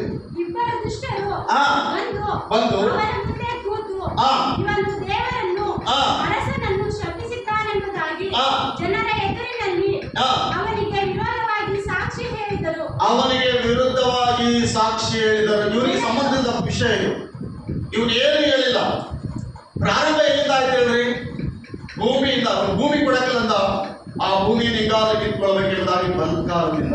ಒಂದು ವೇಳೆ ಪ್ರಿಯ ಆತ್ಮೀಯ ಸಹೋದರಿ ಸಹೋದರ, ನಿನಗೆ ಬೇಕಾಗಿದ್ದು, ನಿನ್ನ ಕುಟುಂಬಕ್ಕೆ ಬೇಕಾಗಿದ್ದು, ನಿನ್ನ ಜೀವಿತಕ್ಕೆ ಬೇಕಾಗಿದ್ದು, ನೀನು ಒಂದು ವೇಳೆ ಒಬ್ಬ ವ್ಯಕ್ತಿಯಲ್ಲಿರ್ಬೋದು, ಒಬ್ಬ ಸ್ತ್ರೀಯಲ್ಲಿರ್ಬೋದು, ಅದನ್ನು ಕಿತ್ಕೊಳ್ಳಿಕ್ಕೆ ಯಾವತ್ತೂ ಪ್ರಯತ್ನ ಪಡಬೇಡ. ಅವರು ಸಂತೋಷದಿಂದ ಕೊಟ್ರೆ ನೀನು ಅಂಗೀಕಾರ ಮಾಡು, ತೊಂದರೆ ಇಲ್ಲ. ಅವರು ಕೊಡಲ್ಲ ಅನ್ನೋದನ್ನು ನೀನು ಬಲಾತ್ಕಾರದಿಂದ, ಅವ್ರು ಮಾಡಬಾರ್ದು ಅನ್ನೋದನ್ನು ನೀನು ಬಲಾತ್ಕಾರದಿಂದ ಮಾಡಿದ್ರೆ ಅದಕ್ಕೆ ದೇವರು ಮುಯ್ಯ ತೀರಿಸದೆ ಬಿಡುವುದಿಲ್ಲ. ದೇವರು ಯಾರನ್ನು ಸುಮ್ಮನೆ ಬಿಡಲ್ಲ. ಎಲ್ಲರಿಗೂ ಆತನ ಮುಯ್ಯ ತೀರಿಸಲಿಕ್ಕೆ ಸಾಮರ್ಥ್ಯ ಉಳ್ಳ ದೇವರು. ಈ ದಿನ ನಾನು ಏನ್ ಮಾಡಿದ್ರು ನಡೀತದೆ, ಈ ದಿನ ನಾನು ಏನ್ ಮಾತಾಡಿದ್ರು ನಡೀತದೆ, ನಾನು ಎಲ್ಲಿಗೆ ಹೋದ್ರು ನಡೀತದೆ,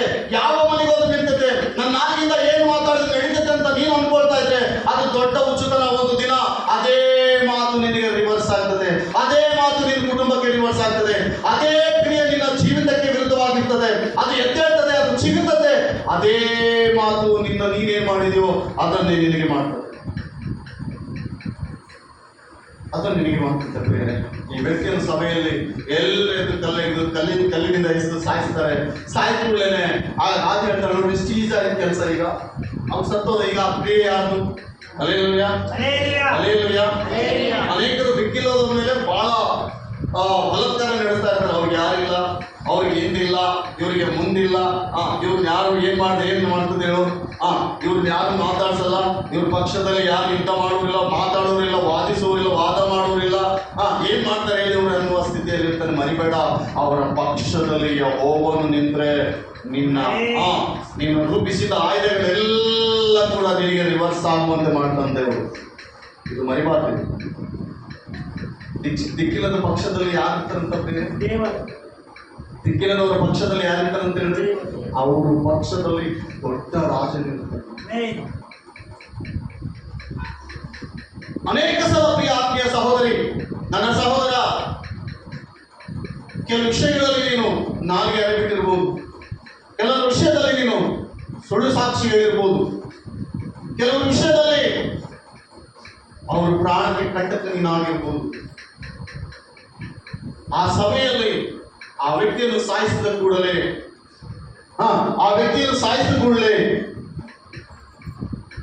ಇನ್ನೇನಿಲ್ಲ, ಭೂಮಿ ಸ್ವಾಧೀನ ಮಾಡಿಕೊಂಡ್ರು. ಅವನ ಪಕ್ಷದಲ್ಲಿ ಮಾತನಾಡಲಿಕ್ಕೆ ಒಬ್ಬರು ಕೂಡ ಇಲ್ಲ. ನನ್ನ ಕಡೆ ನೋಡಿ ಬೇರೆ, ಅವನ ಪಕ್ಷದಲ್ಲಿ ಮಾತನಾಡಲಿಕ್ಕೆ ಯಾರಿಲ್ಲ, ಒಬ್ಬರು ಕೂಡ ಇಲ್ಲ. ಯಾರ ಪಕ್ಷದಲ್ಲಿ ಮಾತನಾಡಲಿಕ್ಕೆ? ಸತ್ತವನ ಪಕ್ಷದಲ್ಲಿ ಮಾತನಾಡಲಿಕ್ಕೆ ಒಬ್ಬನಿಲ್ಲ. ರಾಜನ ಹತ್ರ ಹಣ ಇದೆ, ಪೊಲಿಟಿಕಲ್ ಪವರ್ ಇದೆ, ಬಲ ಇದೆ, ಜನರ ಬೆಂಬಲ ಇದೆ, ಮಾತಿದೆ, ಇವೆಲ್ಲ ಇದೆ. ಬಟ್ ಈ ವ್ಯಕ್ತಿಯಲ್ಲಿ ಯಾರಿಲ್ಲ. 21 ಮೊದಲು ಆನಂತರ ಸಂಭವಿಸಿದ್ದೇನೆಂದರೆ, ಇಸ್ರಾಯೇಲರಲ್ಲಿ ಸಮರಿಯದ ಅರಸನಾದ ಅಹಾಬನ ಅರಮನೆಯ ಹತ್ತಿರ ಇಸ್ರಾಯೇಲನವನಾದ ನಾಬೋತನೆಂಬ ಮನುಷ್ಯನ ದ್ರಾಕ್ಷೆ ತೋಟವಿತ್ತು. ಏನಿತ್ತಂತ ಪ್ರಿಯರೇ ನೋಡಿ, ಈ ನಾಬೋತನ ಪಕ್ಷದಲ್ಲಿ ಒಬ್ಬರು ಕೂಡ ಇಲ್ಲ, ಒಬ್ಬರಿಲ್ಲ. ಸಭೆಯಲ್ಲಿ ಕಲ್ಲೆಸ್ತು ಸಾಯಿಸ್ತಾ ಇದ್ದಾರೆ, ಅವನು ರಕ್ತ ಸುರಿತಾ ಇದೆ. ಅಯ್ಯೋ, ನಾನು ಈ ಮಾತು ಹೇಳಿಲ್ಲ ಅಂತ ಹೇಳ್ಬೋದಲ್ಲ, ಅವನು ಇದಕ್ಕೆ ಕಾರಣ ನಾನಲ್ಲ ಅಂತ ಹೇಳ್ಬೋದಲ್ಲ. ಕೆಲವು ಗೊತ್ತಿದ್ದ ವಿಷಯದಲ್ಲಿ ನಮ್ಮ ನಾಲ್ಕು ಅನೇಕರನ್ನು ಗಾಯಪಡಿಸಿದೆ, ಅನೇಕರ ಕುಟುಂಬಗಳಿಗೆ ಕೆಲವರು ಗಾಯ ಮಾಡಿದ್ದಾರೆ. ಗೊತ್ತಿದ್ದ ವಿಷಯ ಹೊರಗಡೆ ಹೋಗಿ ಸಾರ್ತಾ ಮಾಡಲಾರಂತ ನಿಂದೆಗಳು ಅವ್ರ ತಲೆ ಮೇಲೆ ಹಾಕುತ್ತಾ ಅವರಿಗೆ ವಿರುದ್ಧವಾಗಿ ಮಾತು ಯಾರು ಮಾಡ್ತಾರೆ ಹೇಳಿ, ಅವ್ರಿಗೆ ಯಾರಿದ್ದಾರೆ ಅನ್ನುತ್ತಾ ಈ ಸ್ಥಿತಿಯಲ್ಲಿರುವಂತಹ ಜನರಿಗೆ ದೇವರ ಶಾಪ ಬಲವಾಗಿ ಭೇಟಿ ಆಗ್ತಾ ಇರ್ತದೆ. ಎಂದಿಗೂ ಬಿಡಲ್ಲ. ಯಾಕೆ ಮಾತಾಡ್ತದೆ ಸಭೆ? ಈ ದಿನ ದೇವರು ನಮ್ಮನ್ನು ಎಚ್ಚರಿಸ್ತಾರೆ. ನಮ್ಮ ಹೃದಯ ನಮ್ಮ ಕಂಟ್ರೋಲಲ್ಲಿ ಇರಬೇಕು, ನಮ್ಮ ನಾಲಿಗೆ ನಮ್ಮ ಕಂಟ್ರೋಲ್ ಇರಬೇಕು. ಇತರರು ನಮಗಿಂತ ಶ್ರೇಷ್ಠರೆಂಬುದಾಗಿ ನಾವು ಎಣಿಸ್ಬೇಕು. ನಿನಗೆ ತಪ್ಪು ಮಾಡಿದಾರ, ಅದು ನಿನ್ನವರೆಗೆ ಊರಿನವರೆಗೆಲ್ಲ. ನೀನು ಮನೆ ತಿರುಗಿ ಸಾರುವುದಕ್ಕೆಲ್ಲ, ನೀನು ಊರಿನವಾಗಿ ಹೇಳೋದಕ್ಕಾಗಲ್ಲ. ಆ ಶಾಪ ನಿನ್ನನ್ನು ಬಿಡ್ತದ? ಆ ಶಾಪ ನಿನ್ನನ್ನಲ್ಲದೆ ನಿನ್ನ ಮಕ್ಕಳು ಮೊಮ್ಮಕ್ಕಳಿಗೆ ಕೂಡ ತಗುತ್ತದೆ, ಬಿಡಲ್ಲ. ರಕ್ತ ಸುರಿತಾ ಇದೆ. ಇವನ ಪಕ್ಷದಲ್ಲಿ ಮಾತನಾಡುವರು ಯಾರಿಲ್ಲ. ಆ ಸಭೆಯಲ್ಲಿ ಒಬ್ಬರ ಮೇಲೆ ದೇವರಾತ್ಮನು ಬಂದ. ಆ ವ್ಯಕ್ತಿ ನಿಂತುಕೊಳ್ತಾನೆ, ಧೈರ್ಯವಾಗಿ ಎದ್ದು ನಿಂತು ಹೇಳ್ತಾ ಇದ್ದಾನೆ, ಇವತ್ತೇನು ನಾವಾತನ ರಕ್ತವನ್ನು ಸುರಿಸಿದ್ರಲ್ಲ, ಈ ರಕ್ತ ನಾಯಿ ನಾಗ್ತಾ ಇದೆ. ಒಂದು ದಿವಸ ಇದೇ ನಾಯಿಗಳು ರಾಜ ನಿನ್ನ ರಕ್ತವನ್ನು ಕೂಡ ನಾಗ್ತವೆ. ಯಾರಿಲ್ಲದ ನೀನು ಅವನ್ನ ಹೊಡೆದಿದ್ಯಾ ಅಷ್ಟೇ. ದೇವರಾತ್ಮನಿಗೆ ವಿರುದ್ಧವಾದ ಸಾಕ್ಷಿ ಹೇಳಿಸಿ ಸಾಯಿಸಿದ್ಯಾ ಅಷ್ಟೇ. ನೀನು ಬೇಕಾದನ್ನು ಪಡೆದುಕೊಳ್ಳೋಕೆ ನಾನಾ ತಿಪ್ಪಲು ಬಿಟ್ಟು ಅನೇಕರು ತಾವು ಬೇಕಾದಕ್ಕಾಗಿ ನಾನಾ ತಿಪ್ಪಲು ಬೀಳ್ತಾ ಇರ್ತಾರೆ. ಅದು ಒಂದಕ್ಕೆ ಆಗದಿದ್ರು ಕೂಡ ಅದಕ್ಕೆ ಪ್ರಯತ್ನ ಮಾಡ್ತಾ ಇರ್ತಾರೆ. ಅದು ಸಿಗದೆ ಹೋದ ಕಾರಣ ದೂಷಿಸಲಿಕ್ಕೆ ಪ್ರಾರಂಭವಾಗುತ್ತೆ. ಮನಸ್ಸು ದುರಾಸೆ ದುಃಖಕ್ಕೆ ಮೂಲ ಅನ್ನೋದು ಗಾದೆ ಇದೆ. ಬೇರೆ ದುರಾಸೆ ಬಂದಾಗ ಏನಾಗ್ತದೆ ಹೇಳ್ರಿ? ಎಲ್ಲಿಗೆಲ್ಲ ಸ್ಟಾಪ್ ಆಗ್ತದೆ ಗೊತ್ತಿಲ್ಲ. ಈಗ ಒಬ್ಬನ ಅಂತ್ಯ ಮುಗಿತು. ಈಗ ನೆಕ್ಸ್ಟ್ ಯಾರಾದ್ರೂ ಆ ಭೂಮಿಗೆ ನಾವು ವಾಲಿಸ್ತಾರೋ ಅಂತ ಯಾರಾದ್ರೂ ಎದ್ದು ಬಂದ್ರೆ ಈ ವ್ಯಕ್ತಿಯನ್ನು ಕೂಡ ಸಾಯಿಸುವ ಸಂದರ್ಭವೂ ಇದೆ. ನೋಡಿ, ದುರಾಸೆ ಸುಳ್ಳು ಸಾಕ್ಷಿ ಹೇಳಿಸ್ತು, ಒಬ್ಬನ ಪ್ರಾಣ ತೆಗೆದು ಮತ್ತು ದೇವರಿಗೆ ವಿರುದ್ಧವಾದ ಕ್ರಿಯೆ ಮಾಡಿತು. ಯಾವಾಗ ಆ ವ್ಯಕ್ತಿ ಮೇಲೆ ದೇವರ ಆತ್ಮನು ಬಂದೋ ಆ ವ್ಯಕ್ತಿ ಹೇಳ್ತಾ ಇದೆ, ನಾಬಾಲನ ರಕ್ತವು ನಾಯಿಗಳು ನಕ್ಕಿದಂತೆ ನಿನ್ನ ರಕ್ತವು ಕೂಡ ನಾಯಿಗಳು ನಕ್ತವೆ. ಇದು ಯಾರ ಪ್ರೇರಣೆ? ದೇವರ ಆತ್ಮನ ಪ್ರೇರಣೆ. ಕೆಲವು ದೇವರ ಪ್ರೇರಣೆಗಳು ಹೆಂಗಿರ್ತಾವ ಅಂದ್ರೆ ಯಾರು ಏನ್ ಮಾಡಿದ್ರು ನಾವು ಇಡಿಸ್ಕೊಳ್ಳಲ್ಲ. ಹಲ್ಲೆಲೂಯಾ. ಯಾರು ಏನ್ ಮಾಡಿದ್ರು ನಾವು ಇಡಿಸ್ಕೊಳ್ಳಲ್ಲ. ನಮಗೆ ಬೇಕಾಗಿಲ್ಲ, ನಮಗೆ ಸಂಬಂಧ ಇಲ್ಲದ ವಿಷಯ.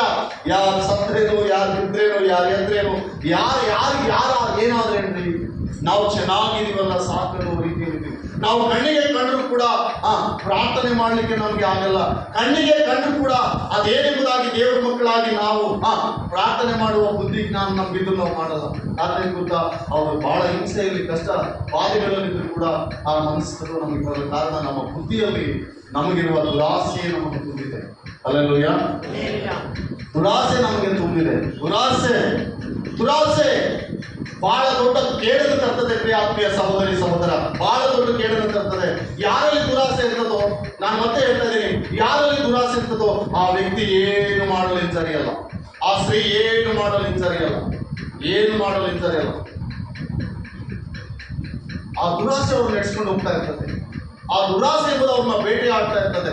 ಆದ್ದರಿಂದ ಈ ಒಂದು ಅವನು ಯಾವ ರೀತಿ ನಾಬಾಲನ ರಕ್ತವನ್ನು ಸುರಿಸಿದನೋ, ಯಾವ ರೀತಿ ಆ ಪಾಪವನ್ನು ಕಟ್ಟಿಕೊಂಡು ಆ ಪಾಪವನ್ನು ಸುಮ್ಮನೆ ಬಿಡಲಿಲ್ಲ. ಯೇಸು ಸ್ವಾಮಿ ಒಂದು ಮಾತು ಹೇಳ್ತಾ ಇದ್ದಾನೆ, ಜಾಗ್ರತೆ, ನೀನು ಆಡಿದ ಪ್ರತಿ ಮಾತಿಗೆ ಲೆಕ್ಕ ಕೊಡಬೇಕಂತ. ನಾವು ಸುಮ್ಮನೆ ಆಡಿದ ಪ್ರತಿ ಮಾತಿಗೆ ನೋಡ್ರಿ, ಯಾರನ್ನಾದ್ರೂ ನಾವು ಮಾತನಾಡುವಾಗ ಬಹಳ ಜಾಗ್ರತೆಯಿಂದ ಮಾತಾಡ್ಬೇಕು. ಒಂದು ವೇಳೆ ಮಾತು ಹೇಳಿದ್ರೆ ಮಡಕಲಾಗಿ ಪ್ರಾರ್ಥನೆ ಮಾಡ್ಬೇಕು, ದೇವ ಸಹಾಯ ಅಷ್ಟುವರೆಗೆ ಇದೇ ಮಾತಾಡೋಗಿ ಬೀದಿಯಲ್ಲಿ ಸಾರೋದಕ್ಕಾಗಿ ದೇವರಲ್ಲಿ ನಿನ್ನ ಕರೆದಿಲ್ಲ. ಕೆಲವರು ಮುಚ್ಚುಮರೆ ವಿಷಯಗಳು ಇರ್ತಾವೆ, ಬೇರೆ ಕೆಲವು ಕುಟುಂಬಗಳಲ್ಲಿ ಮುಚ್ಚುಮರೆ ವಿಷಯಗಳು ಇರ್ತವೆ. ಅದನ್ನು ತಾಂದೋಗಿ ಬಯಲಿಗೆ ಸಾರೋದಕ್ಕಾಗಿಲ್ಲ ದೇವರು ನಿನ್ನನ್ನು ಕರೆದಿದ್ದು.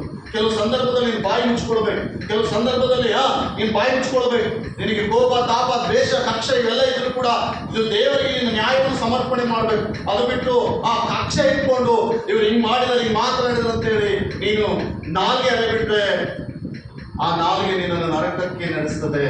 ಮರೆಯಬೇಡ. ಆ ನಾಲ್ಗೆ ನಿನ್ನ ಎಲ್ಲಿ ಬಿಡಿಸ್ತದೆ ಬೇರೆ? ಎಲ್ಲ ಕೈಗಳಲ್ಲಿ ನಾವು ಎಲ್ಲಿಗೆ ಹೋಗ್ಬಾರ್ದಂತ ಯೇಸು ಸ್ವಾಮಿ ಚಿತ್ತ, ಅರ್ಥದಲ್ಲಿ ಹೋಗ್ಬಾರ್ದು ಎಂಬುದಾಗಿ ಆತನ ಚಿತ್ತ. ಎಲ್ಲರೂ ಪರಲೋಕಕ್ಕೆ ಬರಬೇಕೆಂಬುದಾಗಿ ಆತನ ಚಿತ್ತ.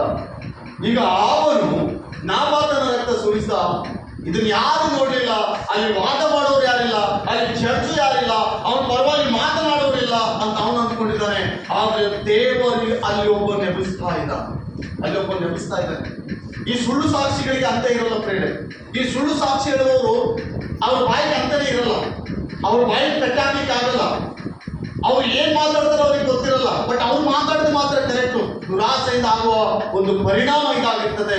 ಆದ್ರಿಂದ ನಾವು ನಮ್ಮ ಸೆಲ್ಫ್ ಕಂಟ್ರೋಲ್ ಎಂಬುದಾಗಿ ನಮ್ಮ ಬಾಯಿಯನ್ನು ನಮ್ಮ ಹತೋಟಿಯಲ್ಲಿ ಇಟ್ಕೊಳ್ಬೇಕು. ನಮ್ಮ ದೇಹವನ್ನು ನಾವು ಏನ್ ಮಾಡ್ಬೇಕಂತ ಹತೋಟಿಯಲ್ಲಿ ಇಟ್ಕೊಳ್ಬೇಕು. ಬಾಯಿ ತೆಗೆದ್ರೆ ಸುಳ್ಳು ಅಸತ್ಯ ಆಡೋದಕ್ಕಾಗಿ ದೇವರು ನಮ್ಮನ್ನು ಕರೆದಿಲ್ಲ. ಕೆಲವು ಸಂದರ್ಭದಲ್ಲಿ ಆ ದಿನ ಏನಾದ್ರೂ ಒಂದು ವೇಳೆ ಸುಳ್ಳು ಹೇಳಿದ್ರೆ ದೇವರ ಮುಂದೆ ನಾವೇನ್ ಮಾಡ್ಬೇಕಂತ ಪಶ್ಚಾತ್ತಾಪ ಪಟ್ಟು ಇನ್ನುವರೆಗೆ ಇನ್ನೊಬ್ಬರ ಬಗ್ಗೆ ಹೇಳಿದ್ರೆ ಅದು ನಿನ್ನ ಜೀವಕ್ಕೆ ಧಕ್ಕೆ ಆಗ್ಬೋದು, ನಿನ್ನ ಕುಟುಂಬಕ್ಕೆ ಆಪತ್ತು ತರ್ಬೋದು. ನೀನ್ ಮಾಡಿದ್ದೆ ನಿನಗೆ ರಿವರ್ಸ್ ಆಗ್ಬೋದು. ನೀನ್ ಬಿದ್ದಿದ್ದೆ ಬೆಳೆ ನೀನ್ ಕಾಣ್ಬೋದು. ಇದರಲ್ಲಿ ತಪ್ಪೇನಿಲ್ಲ, ಸಂದೇಹವಿಲ್ಲ. ಆದ್ರಿಂದ ನಾವು ದೈವಿಕ ಪ್ರೀತಿಯಿಂದ, ದೈವಿಕ ಭಾವನೆಗಳೊಂದಿಗೆ, ದೈವಿಕ ಕೃಪೆಯೊಂದಿಗೆ ದೇವರಿಗೆ ಭಯಪಟ್ಟು ನ್ಯಾಯ ಅನ್ಯಾಯ ಯಾವುದೆಂಬುದಾಗಿ ನಾವು ಅದನ್ನು ಕಲಿತ್ರೆ ಮಾತ್ರ ನಮಗೆ ಆಶೀರ್ವಾದ. ಒಂದು ವೇಳೆ ನಾವು ಹೆಂಗಾದ್ರೂ ತೊಂದರೆ ಇಲ್ಲ ಅಂದ್ರೆ ಅದು ಶಾಪಕರವಾಗಿ ನಮ್ಮಲ್ಲಿ ಇರ್ತದೆ. ಈಗ ಅವನು ನೋಡಿ ಎಷ್ಟು ದೊಡ್ಡ ರಾಜನ ಹೇಳ್ರಿ, ಭಯಂಕರವಾದ ರಾಜ. 21:5:6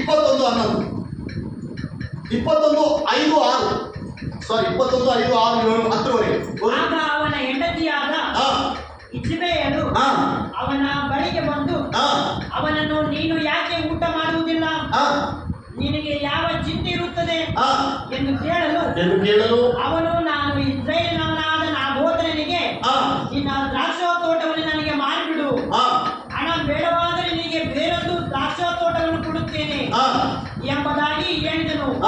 ಆದರೆ ಅವನು ಕೊಡುವುದಿಲ್ಲ ಅನ್ನನು ಎಂದು ಉತ್ತರ ಕೊಟ್ಟನು. ಆಗ ಅವನ ಹೆಂಡತಿಯ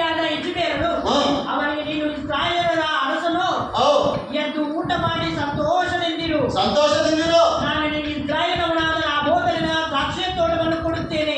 ನಾನು ಇಸ್ರಾಯೇಲವನಾದ ನಾಬೋತನ ದ್ರಾಕ್ಷಿ ತೋಟ ನಿನ್ನ ವಶಕ್ಕೆ ಕೊಟ್ಟೇ ಕೊಡ್ತೇನೆ. ಅದು ನನ್ನ ಶಬ್ದ ಎಂದು ನುಡಿದ ಅಹಾಬನ ಹೆಸರಿನಲ್ಲಿ ಆ. ಒಂದು ಪತ್ರವನ್ನು ಬರೆದು, ಒಂದು ಪತ್ರವನ್ನು ನೋಡಿ, ಸುಳ್ಳು ಸಾಕ್ಷಿ ಬರೀಲಿಕ್ಕೆ ಬರ್ತದೆ, ಓದಲಿಕ್ಕೆ ಬರ್ತದೆ, ಮಾತನಾಡಲಿಕ್ಕೆ ಬರ್ತದೆ ಅಂತೇಳಿ ನಾವು ಏನೇನು ಬರೆಯೋದು, ಮಾತಾಡೋದು, ಮಾಡೋದು ಮಾಡಿದ್ರೆ ಅದರಿಂದ ಕೆಲವು ಕುಟುಂಬಗಳ ನಷ್ಟವಾಗಬಹುದು. ಒಂದು ಸಲ ಯಾವ ಕೇಡು ನೀನು ಮಾಡಿರ್ತೀವೋ ಅದೇ ಕೇಡು ನಮ್ಗೆ ರಿಪೀಟ್ ಆಗ್ತದೆ. ಬಿಡಲ್ಲ. ಆ ಪತ್ರ ಹುಟ್ಟಿಸಿದ ಕೂಡಲೇ ಏನಂತ ಬರೀತಿದ್ರೆ ಗೊತ್ತಾದ್ರೆ, ನಾಳೆ ಎಲ್ಲರೂ ಸಭೆ ಕಲಿರಿ, ನಾಬೋತನು ಅರಸನಿಗೆ ದೇವರಿಗೆ ವಿರುದ್ಧವಾಗಿ ಮಾತನಾಡಿದ್ದಾನೆ ಅಂತ ಹೇಳಿದ ಕೂಡಲೇ, ಸಭೆಯನ್ನು ಕರೆಸಿದ ಕೂಡಲೇ ನಾಬಾತನ ಸಾಯಿಸ್ಬಿಡ್ತಾರೆ. ಸಾಯಿಸ್ರಿ ಅಂತ ಹೇಳ್ತಾರೆ. ಆಜ್ಞೆ ಕೊಟ್ಟು ಸಾಯಿಸ್ರಿ, ತೊಂದರೆ ಇಲ್ಲ, ಸಾಯ್ಬೇಕು ಅವನು. ಈಗಿಗೆ ಬೇಕಾಗಿದ್ದೇನೋ ದ್ರಾಕ್ಷ ತೋಟಕ್ಕಾಗಿ ಒಂದು ಪ್ರಾಣ ಹೋಯ್ತು. ದೇವರಿಗೆ ನೋಡ್ತಾ ಇದ್ದಾನೋ ಇಲ್ವಾ? ದೇವರಿಗೆ ಇದು ಗೊತ್ತಿದೆಯಾ ಇಲ್ವಾ? ಇದು ನ್ಯಾಯ ವಿರುದ್ಧವಾಗಿದೆಯೋ ಅನ್ಯಾಯವಾಗಿದೆಯೋ ಅಂತ ದೇವರಿಗೆ ಗೊತ್ತಿದೆಯಾ ಇಲ್ವೋ? ಪ್ರೇರೆ ಗೊತ್ತಿದೆ. Next point 21:11. ಅವನ ಊರಿನ ಹಿರಿಯರು ಪ್ರಧಾನ ಪುರುಷರು ಇಜ್ಬೇಲಳು ಕಳಿಸಿದ ಪತ್ರದಲ್ಲಿ ಬರೆದದ್ದೇನೆಂತೆಯೇ ಮಾಡಿದರು. ಅವರು ಉಪವಾಸವನ್ನು ಪ್ರಕಟಿಸಿ ನೆರೆದ ಸಭೆಯ ಮುಂದೆ ನಾಬೋತನನ್ನು ನಿಲ್ಲಿಸಿದರು. ಬಂದ ಸಭೆಯ ಮುಂದೆ ನಾಬೋತನನ್ನು ನಿಲ್ಲಿಸಿದರು. ತರುವಾಯ ಇಬ್ಬರು ದುಷ್ಟರು ಬಂದು ಅವನ ಮುಂದೆ ಕೂತು, ಇವನು ದೇವರನ್ನು ಅರಸನನ್ನು ಶಪಿಸಿದ್ದನೆಂಬುದಾಗಿ, ದೂಷಿಸಿದನೆಂಬುದಾಗಿ, ಶಪಿಸಿದನೆಂಬುದಾಗಿ ಜನರ ಎದುರಿನಲ್ಲಿ ಅವನಿಗೆ ವಿರೋಧವಾಗಿ ಸಾಕ್ಷಿ ಹೇಳಿದರು. ಈ ಸುಳ್ಳು ಸಾಕ್ಷಿಯನ್ನು ಹೇಳೋದಿರ್ತಲ್ಲ ಪ್ರಿಯರೇ, ಗಮನಿಸ್ರಿ, ನನ್ನ ಕಡೆ ನೋಡ್ರಿ. ಸುಳ್ಳು ಸಾಕ್ಷಿ ಯಾರು ಹೇಳ್ತಾ ಇದ್ದಾರೋ ದೇವರು ಅವ್ರಿಗೆ ಒಂದು ಹೆಸರು ಕೊಟ್ಟಿದ್ದಾನೆ. ಅವ್ರ ಹೆಸರು ಅಂತ ದುಷ್ಟರು. ಏನ? ಸುಳ್ಳು ಸುದ್ದಿಯನ್ನು ಹಬ್ಬಿಸುವವರ ಹೆಸರೇನಂತ? ದುಷ್ಟರು. ನಾವು ಪರೀಕ್ಷೆ ಮಾಡ್ಕೊಂಡು ನಾವೆಲ್ಲ ಪರೀಕ್ಷೆ ಮಾಡ್ಕೊಂಡು ಮುಂಜಾನೆ ಕರ್ತನು ನಮ್ಮೊಂದಿಗೆ ಮಾತನಾಡ್ತಾರೆ. ಒಂದು ವೇಳೆ ಅಂತ ಮನಸ್ತತ್ವ ನಮ್ಮಲ್ಲಿದೆಯಾ? ಆ ರೀತಿ ನಾವಿದೀವಾ? ದೇವರು ನಮ್ಮನ್ನು ಪರೀಕ್ಷೆ ಮಾಡ್ತಾ ಇದ್ದಾನ? ಒಂದು ವೇಳೆ ಆ ರೀತಿ ಇರೋದಾದ್ರೆ, ಪ್ರಭಾ ಹಿಂದೆ ನನ್ನನ್ನು ಕ್ಷಮಿಸು, ನಾನು ದೊಡ್ಡ ಕೇಡಿನಲ್ಲಿದ್ದೀನಿ, ನನ್ನನ್ನು ಕೇಡಿನಿಂದ ಬಿಡಿಸು. ಆ ನೆರೆದ ಸಭೆಯಲ್ಲಿ ನಾಬೋತ ನಿಲ್ಲಿಸಿ ಕಲ್ಲಿನಿಂದ ಎಸಿ ಸಾಯಿಸ್ತಾ ಇದ್ದಾರೆ. ಅವನ ರಕ್ತ ಸುರಿಸಿ ನಾಯಿಗಳನ್ನ ಬಂದು ಹಾಕ್ತಾ ಇದ್ದಾರೆ. ಆ ಸಭೆಯಲ್ಲಿ ಒಬ್ಬರು ಹೇಳ್ತಾ ಇದ್ದಾನೆ, ಇಗೋ ನಾಬಾತನ ರಕ್ತವನ್ನು ಹಾಕಿದ ಹಾಗೆ ನಿನ್ನ ರಕ್ತವನ್ನು ಕೂಡ. ಈ ಚಾಪ್ಟರ್ನಲ್ಲಿ ನಾವು ನಾಲಿಗೆಯಿಂದ ಬರೆಯುವ ಸುಳ್ಳು ಕಥೆಗಳೆಲ್ಲ ಕೂಡ ದೇವರು ನೋಡ್ತಾ ಇರ್ತಾರೆ. ನಾವು ನಾಲಿಗೆಯಿಂದ ಕೈಯಲ್ಲಿ ಕಣ್ಣಿರಲ್ಲ, ನಾಲಿಗೆಯಿಂದ ಬರೆಯುವಂತ. ಕೆಲವರಿಗೆ ಬೆನ್ನು ಬೇಕಾಗಿಲ್ಲ, ನಾಲಿಗೆ ಇದ್ರೆ ಸಾಕು. ನಾಲಿಗೆಯಿಂದ ಕೆಲಸ ಮಾಡ್ತಿರ್ತಾರೆ. ನಾಲಿಗೆಯಿಂದ ಏನ್ ಮಾಡ್ಬೇಕು ಅವ್ರು ಮಾಡ್ತಿರ್ತಾರೆ. ನಾಲಿಗೆಯಿಂದ ಏನ್ ಅಂದಿಸ್ಕೊಳ್ತಾರೆ ಬರೇ ಮಾತಿನಿಂದ. ಬೇರೆ ಯಾರೆಲ್ಲಾದ್ರೂ ಕೆಡಿಸುವ ನಾಲಿಗೆ ಇರುವುದಾದ್ರೆ ಆ ನಾಲಿಗೆ ನಿಮ್ಮನ್ನೇ ಕೆಡಿಸೋದು ಹೊರತು ಇನ್ನೊಬ್ಬರನ್ನ ಏನು ಹಾನಿ ಮಾಡಿದ್ದಾರೆ. ಒಂದು ವೇಳೆ ಅವರು ಹಾನಿಯಾಗಿ ಸತ್ತೋಗಿರ್ಬೋದು. ಒಂದು ವೇಳೆ ಇಲ್ಲಿವರೆಗೂ ಆ ಕುಟುಂಬಗಳು ಚೆಲ್ಲಬಿಲ್ಲಿ ಆಗಿ ಕುಟುಂಬ ನಾಶನದಲ್ಲಿರ್ಬೋದು. ಎಷ್ಟೋ ಸಂಸಾರ ನಿಮ್ಮ ನಾಲಿಗೆಯಿಂದ ಚೆಲ್ಲಿಬಿಲ್ಲಿ ಆಗಿ ಸಂಸಾರಕ್ಕೆ ಧಕ್ಕೆ ಆಗಿರ್ಬೋದು. ನಿಮ್ಮ ನಾಲಿಗೆಯಿಂದ ಮರಿಬೇಡಿ, ಒಂದು ದಿವಸ ಅದೇ ನಿಮಗೆ ರಿಪೀಟ್ ಆಗುತ್ತೆ. ನಿಮ್ಮ ನಾಲಿಗೆಯಿಂದ ಬರಬೇಕಾದ ಮಾತುಗಳಿರುವಂಥ ಸಂತೈಸುವಿಕೆ ಮಾತುಗಳು, ದೇವರು ಸ್ತುತಿಸುವಂತ ಕಾರ್ಯಗಳು, ದೇವರ ಮೇಲಿರುವ ಭರವಸೆ. ಅನೇಕರು ನಿಮ್ಮನ್ನು ನೋಡಿ ಇವರು ದೇವರ ಮಕ್ಕಳೆನ್ನುವ ಸ್ಥಿತಿಗತಿಗಳಲ್ಲಿ ನೀವು ಇರುವುದಕ್ಕಾಗಿ ದೇವರು ನಮ್ಮನ್ನು ಕರೆದಿದ್ದಾರೆ. ಆದ್ರಿಂದ ಆತ್ಮೀಯ ಸಹೋದರ, ಈ ಸುಳ್ಳು ಸಾಕ್ಷಿಯೋ ಒಂದು ಬರೆಯೋರು ಅವರಿಗೆ ಬೆನ್ನು ಬೇಕಾಗಿಲ್ಲ, ಕೈಯಲ್ಲಿ ನಾಲಿಗೆ ಇದ್ರೆ ಸಾಕು, ಅವ್ರು ಏನಾದರೂ ಮಾಡ್ತಾರೆ. ಆದ್ರಿಂದ ನಮ್ಮ ನಾಲಿಗೆ ಏನ್ ಮಾಡ್ಕೊಳ್ಬೇಕಂತ ಯಾಕೋಬನು ಹೇಳ್ತಾ ಇದ್ದಾನೆ, ಈ ನಾಲಿಗೆ ಚಿಕ್ಕ ಅಂಕವಾಗಿದ್ರು ಇದು ದೊಡ್ಡ ಬೆಂಕಿಯನ್ನೇ ಹಸ್ತದಂತ. ಬೈಬಲ್ ಹೇಳ್ತದೆ, ಈ ಮಾತು ಬೈಬಲ್ ಹೇಳ್ತದೆ. ಇದು ನಾಲಿಗೆ ಚಿಕ್ಕದೆ ಆದ್ರೆ ದೊಡ್ಡ ಬೆಂಕಿಯನ್ನು ಕೂಡ ಇದು ಹಸ್ತದೆ. ಆದ್ರಿಂದ ನಮ್ಮ ನಾಲಿಗೆ ಹೆಂಗಿರ್ಬೇಕಂತ? Hallelujah, hallelujah. ಹೆಂಗಿರ್ಬೇಕಂತ ಆಶಿಸ್ತಾ ಇದ್ರೆ ಹೇಳ್ರಿ. ಇಜಬೇಲಳ ನಾಲಿಗೆ ಅಂತ ಇರ್ಬೇಕಾ ನಮ್ಮ ನಾಲಿಗೆ? ಎಷ್ಟು ಜನ ಇಜಬೇಲಳ ನಾಲಿಗೆ ನನಗೆ ಕೊಡಪ್ಪ ಅಂತ ಹೇಳ್ತಾ ಇದ್ದಾರೆ. ಇಜಬೇಲಳ ನಾಲಿಗೆ ನನಗೆ ಕೊಡಪ್ಪ ಅಂತ ಕೇಳ್ತಾ ಇದ್ದಾರೆ. ದೇವರೇ, ನನ್ನ ನಾಲಿಗೆಯಿಂದ ಬರುವ ಮಾತು, ಪ್ರತಿ ಮಾತುಗಳು ನನ್ನ ಯೇಸು ಕ್ರಿಸ್ತನು ಸಂತೈಸಿ ನನ್ನ ಪಾಪವನ್ನು ತುಳಿದ ಹಾಗೆ ನಾವು ಇತರರಿಗೆ ಸಂತೈಸುವ ನಾಲಿಗೆಯಿಂದಲೇ ಮಾತನಾಡುವ. ಇಲ್ಲಿವರೆಗೂ ನಾನು ಏನ್ ಮಾಡಿದ್ದೀನಿ ಒಬ್ಬರೇ ನನಗೆ ಗೊತ್ತಿಲ್ಲ. ಇನ್ನು ಮುಂದೆ ಆದರೂ ನಾನು ದೇವರಿಗೆ ಸರಿಯಾದ ರೀತಿಯಲ್ಲಿ ನಾನು ಏನಾಗಬೇಕಂತ ನಡೆದುಕೊಳ್ಳುವಂತೆ ಸಹಾಯ ಮಾಡ. 14:15 21:14 ನಾಬೋತನು ಕಲ್ಲೆಸೆಯಲ್ಪಟ್ಟು ಸತ್ತ ವರ್ತಮಾನವನ್ನು ಹಿರಿಯರು ಇಜಬೇಲಳಿಗೆ ಮುಟ್ಟಿಸಿದರು. ಆಕೆಯು ಇದನ್ನು ಕೇಳಿ ಆಹಾಬನಿಗೆ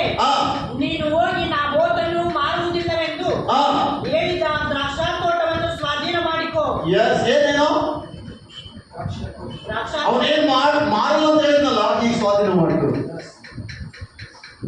ಸ್ವಾಧೀನ ಮಾಡಿದ್ರು. ಬೇರೆ ಬಹಳ ಭಯಂಕರವಾದ ಸ್ಥಿತಿಗತಿಗಳಲ್ಲಿ ಗೊತ್ತೆ ಈ ಲೋಕದಲ್ಲಿ.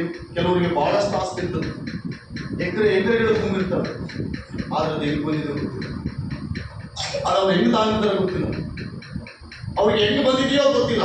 ಅವ್ರು ಕಷ್ಟಪಟ್ಟಿದಾರ, ಇಲ್ಲ ಬೇರೆ ಯಾರಾದ್ರೂ ಭೂಮಿನ, ಇಲ್ಲ ಬೇರೆ ಯಾರಾದ್ರೂ ಇದೆಯಾ, ಅವ್ರ ಮನೆಯಲ್ಲಿ ಸಮೃದ್ಧಿ ಇರ್ತದೆ, ಆ ಸಮೃದ್ಧಿ ಹೆಂಗ್ ಬಂದಂತ ಕೂಡ ಅವ್ರಿಗೆ ಆಲೋಚನೆ ಇರಲ್ಲ.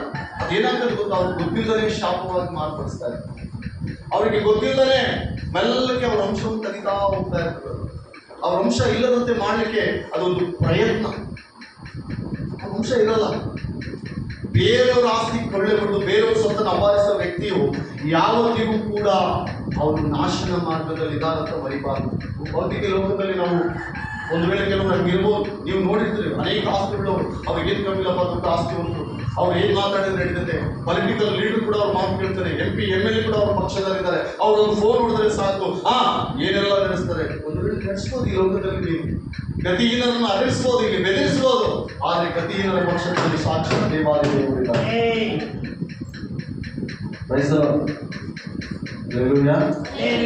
ಹಲ್ಲೆಲೂಯಾ. ಎಲ್ಲರಿಗೆ ಅರ್ಥ ಆಗ್ತಾ ಇದೆ ದೇವರ ವಾಕ್ಯ. ದೇವರು ನಿಮ್ಮನ್ನು ಆಶೀರ್ವಾದ ಮಾಡಲಿ. ಈ ದಿನ ಸಂದೇಶ ಏನು ಗೊತ್ತಾ, ನೀನು ಇಲ್ಲಿವರೆಗೂ ಮಾಡಿದ ನಿನ್ನ ನಾಲ್ಕಿಂದ ಕ್ರಿಯೆ ಪಶ್ಚಾತ್ತಾಪ ಪಟ್ಟು ಉಪವಾಸ ಪ್ರಾರ್ಥನೆಯಲ್ಲಿ ತಿರುಗಿ ತೆಗೆದುಕೊಳ್ಬೇಕು. ವಾಪಸ್ ಬರಪ್ಪ, ನಾನು ಏನೇನು ಹಾನಿ ಮಾಡಿದ್ದೀನೋ ಅದೆಲ್ಲ ಕೂಡ. Hallelujah, hallelujah. 21:16 ಜೀವದಿಂದಲ್ಲ ಸತ್ತನು ಎಂದು ಹೇಳಿದರು. ಇಸ್ರಾಯೇಲಿನವನಾದ ನಾಬೋತನ ಮರಣ ವಾರ್ತೆಯನ್ನು ಆಹಾಬನು ಕೇಳಿ ದ್ರಾಕ್ಷಾ ತೋಟವನ್ನು ಸ್ವಾಧೀನ ಮಾಡಿಕೊಳ್ಳುವುದಕ್ಕೋಸ್ಕರ ಇಳಿದು ಹೋದನು. ಆಗ ತಿಷ್ಬೇಯನಾದ ಎಲೀಯನಿಗೆ ಯೆಹೋವನ ವಾಕ್ಯ ಉಂಟಾಯಿತು. ಯಾರಿಗೆ ಉಂಟಾಯಿತು? ಎಲೀಯನಿಗೆ. ಅಲ್ಲಿ ಒಬ್ಬ ವ್ಯಕ್ತಿ ಇದ್ದಾನೆ, ಅವನಿಗೆ ದೇವರ ವಾಕ್ಯ ಉಂಟಾಯಿತು. ಅವನೇನ್ ಮಾತಾಡ್ತದನ್ ಗೊತ್ತಾ? ದೇವರ ಸಭೆಯಲ್ಲಿ ಒಬ್ಬ ಎಲೀಯನ್ ಇರ್ತಾನೆ ಪ್ರೇರೆ. ದೇವರ ಸಭೆಯಲ್ಲಿ ಒಬ್ಬ ಮನುಷ್ಯನಿರ್ತಾನೆ. ನೀವು ಒಂದು ವೇಳೆ ಅನ್ಯಾಯದ ವಿರುದ್ಧವಾಗಿ ನೀವು ಯಾರು ಮಾತನಾಡದೆ ಹೋದ್ರು, ದೇವರು ಒಬ್ಬ ಯೇಸು ಕ್ರಿಸ್ತನಲ್ಲಿ ಕೊಡ್ತಾನೆ ಮಾತನಾಡೋದಕ್ಕಾಗಿ, ವಾದ ಮಾಡೋದಕ್ಕಾಗಿ. ದೇವರಾತ್ಮನು ಯಾರ ಮೇಲೆ ಬರ್ತಾನೋ ಆ ವ್ಯಕ್ತಿ ಹೆಂಗಿರ್ತಾನೆ ಅಂತ ಹೇಳ್ರಿ. ಆ ವ್ಯಕ್ತಿ ನ್ಯಾಯಪರವಾಗಿ ಮಾತನಾಡುವ ವ್ಯಕ್ತಿ ಇರ್ತಾನೆ. ಅನ್ಯಾಯ ಕಂಡು ಕೂಡ ಸುಮ್ಮನೆ ಇರಲ್ಲ, ಅನ್ಯಾಯ ನಡೆದಿದ್ರು ಸುಮ್ಮನೆ ಇರಲ್ಲ. ಅನ್ಯಾಯ ನಡೆದಿದ್ರು ಏನ್ ನನಗೆ ಗೊತ್ತಿಲ್ಲ, ಅದು ನನಗೆ ಸಂಬಂಧ ಇಲ್ಲ ಅಂತ ಇರಲ್ಲ. ಅನ್ಯಾಯ ವಿರುದ್ಧವಾಗಿ ಮಾತನಾಡಿದ್ರೆ ಧ್ವನಿ ಅಂತಾನೆ ಒಂದು, ಇಲ್ಲದೆ ಹೋದ್ರೆ ದೇವರ ಮುಂದೆ ಪ್ರಾರ್ಥನೆ ಮಾಡ್ತಾನೆ ಒಂದು. ಆ ವ್ಯಕ್ತಿಗೆ ಕೂಡ ಇರ್ತದೆ ಯಾರು? ದೇವರ ಆತ್ಮವುಳ್ಳ ವ್ಯಕ್ತಿ. ತಿಷ್ಬೇಯನ ಮೊಮ್ಮಗನಾದ ಎಲೀಯನಿಗೆ ಯೆಹೋವನ ವಾಕ್ಯ ಉಂಟಾಯಿತು. ಆತನು ಅವನಿಗೆ, ನೀನು ಹೋಗಿ ಸಮರಿಯದಲ್ಲಿ ವಾಸಿಸುವ ಇಸ್ರಾಯೇಲ ರಾಜನಾದ ನನ್ನನ್ನು ಕಾಣು. ಅವನು ಈಗ ನಾಬೋತನ ದ್ರಾಕ್ಷಿ ತೋಟವನ್ನು ಸ್ವಾಧೀನ ಮಾಡಿಕೊಳ್ಳುವುದಕ್ಕೋಸ್ಕರ ಅಲ್ಲಿಗೆ ಹೋಗಿದ್ದಾನೆ. ಅವನಿಗೆ ನೀನು ಕೊಲೆ ಮಾಡಿ ಸ್ವಾಸ್ಥ್ಯವನ್ನು ಸಂಪಾದಿಸಿಕೊಂಡಿಯಲ್ಲವೋ? ಏನೇ ಅಂತ ಧೈರ್ಯವಾಗಿ ಹೇಳ್ತಾರೆ ನಮ್ಮ ರಾಶಿ ಮುಂದೆ, ನೀನು ಕೊಲೆ ಮಾಡಿ ಆಸ್ತಿಯನ್ನು ಸಂಪಾದನೆ ಮಾಡಿಕೊಂಡಿದೆಯಲ್ಲ, ಆ ವ್ಯಕ್ತಿ ರಕ್ತ ಸುರಿಸಿದ ಹಾಗೆ ನಿನ್ನ ರಕ್ತ ಕೂಡ ನಾಯಿಗಳಾಗ್ತಾನೆ. ಯಾರ ಮುಂದೆ ಮಾತಾಡ್ತಾನೆ? ಆ ವ್ಯಕ್ತಿ ರಾಜನ ಮುಂದೆ. ಪ್ರಿಯ ಆತ್ಮೀಯರೇ, ನಮ್ಮ ದೇವರು ನೋಡಲ್ಲ ಅಂತೇಳಿ ನಾವೇನು ಮಾಡಬಾರ್ದು. ದೇವರು ನೋಡ್ತಾ ಎಂಬುದಾಗಿ ನಾವು ಮಾಡ್ತೀವಿ. ದೇವರು ನಮ್ಮ ನೋಡ್ತಾ ಇದ್ದಾನೆ. ನಾವು ಮಾಡುವ ಪ್ರತಿ ಕಾರ್ಯಗಳಲ್ಲಿ ದೇವರು ಇದ್ದಾನೆ ಎಂಬ ವಿಧದಲ್ಲಿ ನೋಡುವುದಾದ್ರೆ, ದೇವರು ನಮಗೆ ಅದನ್ನು ಸದ್ಬುದ್ಧಿಯನ್ನು ಕೊಟ್ಟು ಶ್ರೇಷ್ಠವಾದ ಮಾರ್ಗದಲ್ಲಿ ನಮ್ಮನ್ನು ನಡೆಸ್ತಾರೆ ಹೊರತು, ಯಾವಾಗ ದುರಾಸೆ ಬರ್ತದೋ ಮನುಷ್ಯರಿಗೆ, ಅವರು ಹೇಗಿರ್ತಾರೆ, ದುರಾಸೆ ಪರರು ಹೇಗಿರ್ತಾರೆ ಅಂದರೆ, ಏನು ಮಾಡಲಿಕ್ಕೆ ಏಚಲ್ಲ, ಏನು ಮಾಡಲಿಕ್ಕೆ ನಿಂದನೆಯಲ್ಲ, ಏನು ಮಾಡ್ಬೇಕಂದ್ರೆ ಅವರು ಮುಂದಿರ್ತಾರೆ, ಏನು ಮಾಡ್ಬೇಕಂದ್ರೆ ಅವರು ಮುಂದಿರ್ತಾರೆ. Hallelujah, hallelujah. ಏನು ಪ್ರಿಯ ಆತ್ಮೀಯ ಸಹೋದರ, ಆ ವ್ಯಕ್ತಿ ಒಂದು ಸ್ವಲ್ಪ ಆತನು ಅವನಿಗೆ, ನೀನು ಹೋಗಿ ಸಮರಿಯದಲ್ಲಿ ವಾಸಿಸುವ ಇಸ್ರಾಯೇಲ್ ರಾಜ ನನ್ನನ್ನು ಕಾಣು. ಅವನು ಈಗ ನಾಬೋತನು ದ್ರಾಕ್ಷಿ ತೋಟವನ್ನು ಸ್ವಾಧೀನ ಮಾಡಿಕೊಳ್ಳುವುದಕ್ಕೋಸ್ಕರ ಅಲ್ಲಿಗೆ ಹೋಗಿದ್ದಾನೆ. ಅವನಿಗೆ ನೀನು ಕೊಲೆ ಮಾಡಿ ಸ್ವಾಸ್ಥ್ಯವನ್ನು ಸಂಪಾದಿಸಿಕೊಂಡಿಯಲ್ಲವೋ? ನಾಯಿಗಳು ನಾಬೋತನ ರಕ್ತವನ್ನು ನೆಕ್ಕು ನೆಕ್ಕಿದ ಸ್ಥಳದಲ್ಲೇ ನಾವು ನೋಡ್ರಿ, ಸ್ಥಳ ಕೂಡ ಬೇರೆ ಇಲ್ಲ, ಸ್ಥಳ ಕೂಡ ಬೇರೆ ಇಲ್ಲ. ಯಾವ ಸ್ಥಳದಲ್ಲಿ ನೀನು ನಾಬೋತನ ರಕ್ತವನ್ನು ಸುರಿಸಿದೆಯೋ ಅದೇ ಸ್ಥಳದಲ್ಲಿ ಯಾವನೇ ನಿನ್ನ ರಕ್ತವನ್ನು ಕೂಡ ಸುರಿಸಿ ದೇವರು ನಾಯಿಗಳನ್ನ ಮುಂದೆ ಮಾಡೇ ಮಾಡ್ತಾರೆ. ಯಾರ ಪ್ರೇರಣೆ ಇದು? ದೇವರ ಆತ್ಮನ ಪ್ರೇರಣೆ. ಅನ್ಯಾಯದ ವಿರುದ್ಧವಾಗಿ ಧ್ವನಿ ಎತ್ತುವುದು, ಪ್ರಾರ್ಥನೆ ಮಾಡುವುದು ದೇವರ ಆತ್ಮನ ಪ್ರೇರಣೆ. ಒಬ್ಬರು ಬಾಧೆ ಪಡ್ತಾ ಇದ್ದಾರೆ, ಒಬ್ಬರು ಬಾಧೆಯಲ್ಲಿದ್ರೆ ಅವರಿಗೆ ವಿರುದ್ಧವಾಗಿ ಧ್ವನಿ ಎತ್ತುವುದು ಯಾರು? ದೇವರಾತ್ಮನೆ. ದೇವರಾತ್ಮ ನರಳತನ ಪ್ರೇರೆ. ಅನ್ಯಾಯ ನೋಡಿ ದೇವರಾತ್ಮನ ಸಹಿಸಲ್ಲ, ಅನ್ಯಾಯ ನೋಡಿ ದೇವರಾತ್ಮನು ಸಂತೋಷಿಸಲ್ಲ, ಅನ್ಯಾಯಕ್ಕೆ ವಿರುದ್ಧವಾಗಿ ಹೋರಾಡ್ತಾನೆ ದೇವರಾತ್ಮನು. ನಾವು ಪಾಪದಲ್ಲಿದ್ದವರನ್ನೇ ದೇವರು ಸಹಿಸದೆ ಪರಿಶುದ್ಧರಾಗಿರುವುದಕ್ಕೆ ಆತನ ಇಲ್ಲಿಗೆ ಕರೆದಿದ್ದಾನಂದ್ರೆ ಅನ್ಯಾಯದಿಂದ ಬಾಧೆ ಪಡೋರ ವಿರುದ್ಧವಾಗಿ ದೇವರು ಧ್ವನಿ ಎತ್ತಲ್ವಾ? ದೇವರು ಇರಲ್ವಾ ಅವರ ಪಕ್ಷದಲ್ಲಿ? ಪ್ರಿಯ ಆತ್ಮೀಯ ಸಹೋದರಿ ಸಹೋದರ, ಈ ಕ್ರಿಯೆ ಬಹಳ ವಿರುದ್ಧವಾದ ಕ್ರಿಯೆ. ಆ ವ್ಯಕ್ತಿ ಹೇಳ್ತಾ ಇದ್ದಾನೆ, ಎಲ್ಲಿ ನೀನು ರಕ್ತ ಸುರಿಸಿದೆ ಅದೇ ಸ್ಥಳದಲ್ಲಿ, ಎಲ್ಲಿ ನೀನು ರಕ್ತ ಸುರಿಸಿದೆಯೋ ಅದೇ ಸ್ಥಳದಲ್ಲಿ. ನೋಡ್ರಿ, ಒಂದು ತಲೆ ನಾಣ್ಯವಿದ್ರೆ ಈ ಊರಲ್ಲಿ ನಾಣ್ಯ ಕಳೆದುಕೊಂಡಿದ್ವು ಅನ್ಕೊಂಡ್ರಿ, ಬೇರೆ ಊರಲ್ಲಿ ಹೋಗಿ ನಾವು ನಾಣ್ಯ ಹುಡುಕಿದ್ರೆ ಸಿಗ್ತದೆ ನಮಗೆ. ಯಾವ ಊರಲ್ಲಿ ನಾವು ಕಳೆದುಕೊಂಡಿದ್ವೋ ಅದೇ ಊರಲ್ಲಿ ಸಿಗ್ತದೆ, ಅಲ್ಲಿ ಹುಡುಕ್ಬೇಕು ನಾವು. ಯಾಕೆ ಅದೇ ಇರ್ತದೆ, ಸೇಮ್ ಪ್ಲೇಸ್. ಹೌದಾ? ಸ್ವಲ್ಪ ನಾಯಿಗಳು ನಾಬೋತನ ರಕ್ತವನ್ನು ನೆಕ್ಕಿದ ಸ್ಥಳದಲ್ಲೇ ನಾಯಿಗಳು ನಾಬೋತನ ರಕ್ತವನ್ನು ಹಾಕಿದ ಸ್ಥಳದಲ್ಲೇ ನಿನ್ನ ರಕ್ತವನ್ನು ನೆಕ್ಕುವು ಎಂಬುದಾಗಿ ಯೆಹೋವನು ಅನ್ನುತ್ತಾನೆ. ನಿನ್ನ ರಕ್ತವನ್ನು ಕೂಡ ನಕ್ಕುತ್ತಾ ಎಂಬುದಾಗಿ ಯೆಹೋವನು ಅನ್ನುತ್ತಾನೆ.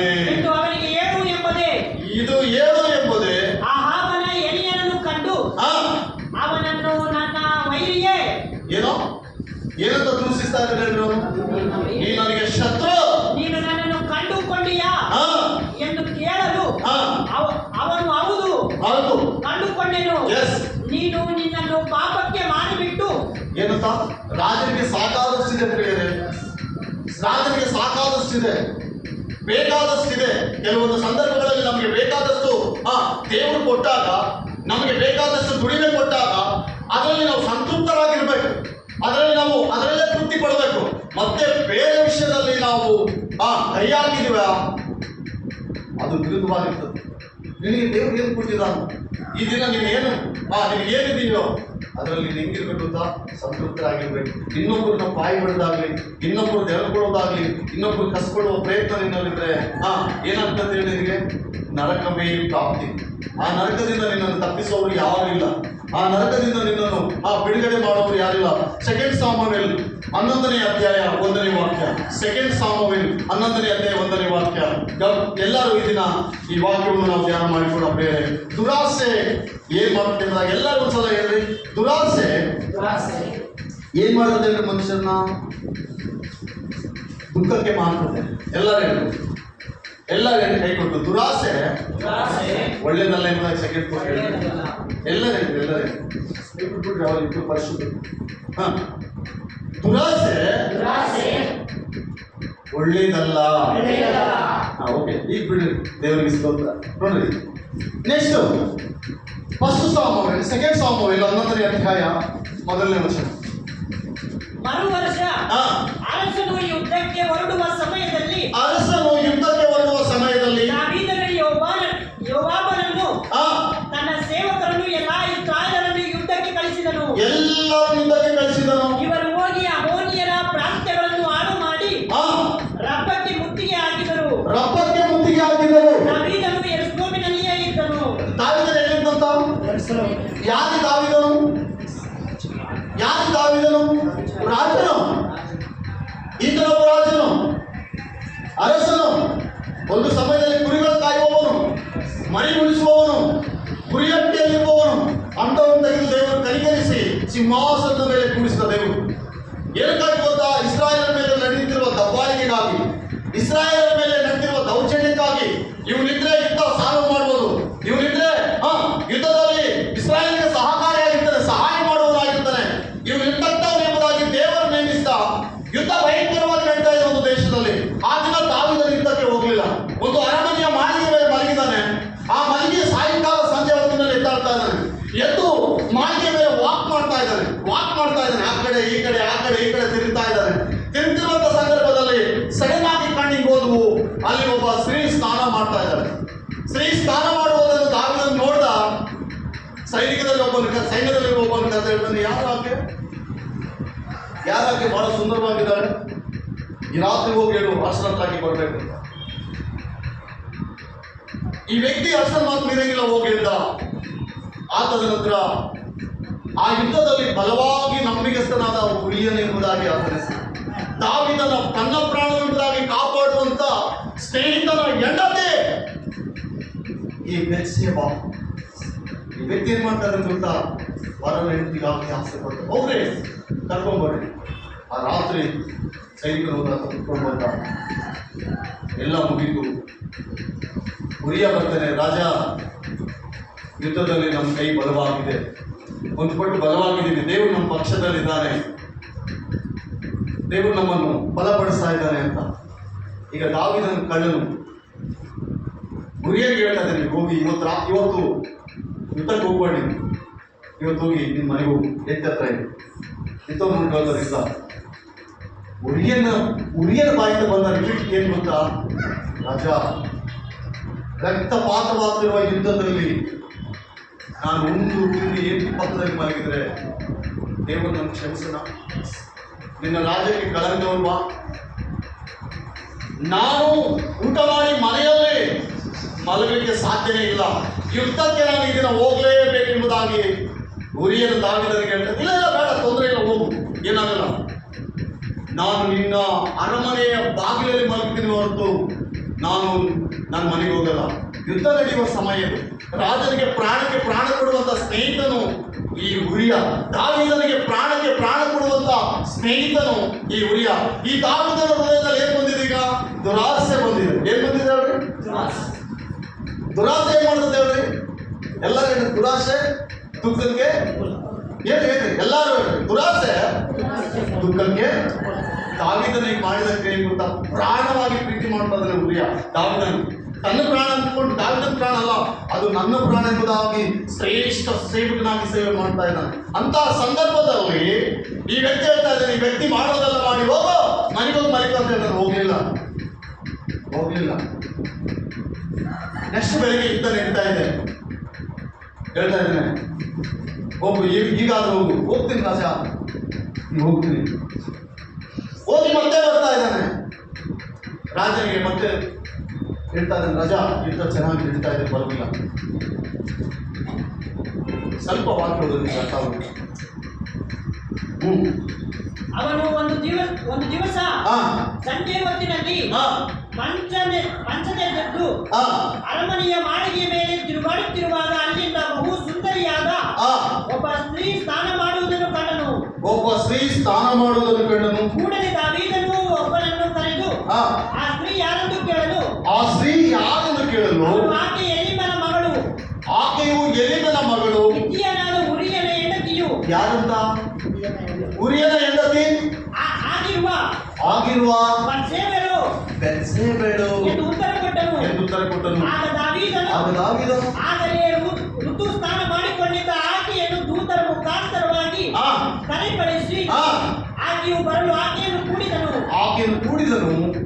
ಆನಂತರ ಆಕೆಯು ತನ್ನ ಮನೆಗೆ ಹೋದಳು. ಆಕೆಯು ತನ್ನ ಗರ್ಭ ಧರಿಸಿದ್ದು ಗೊತ್ತಾದಾಗ ದಾವೀದನಿಗೆ ವರ್ತಮಾನ ಕಳಿಸಿದಳು.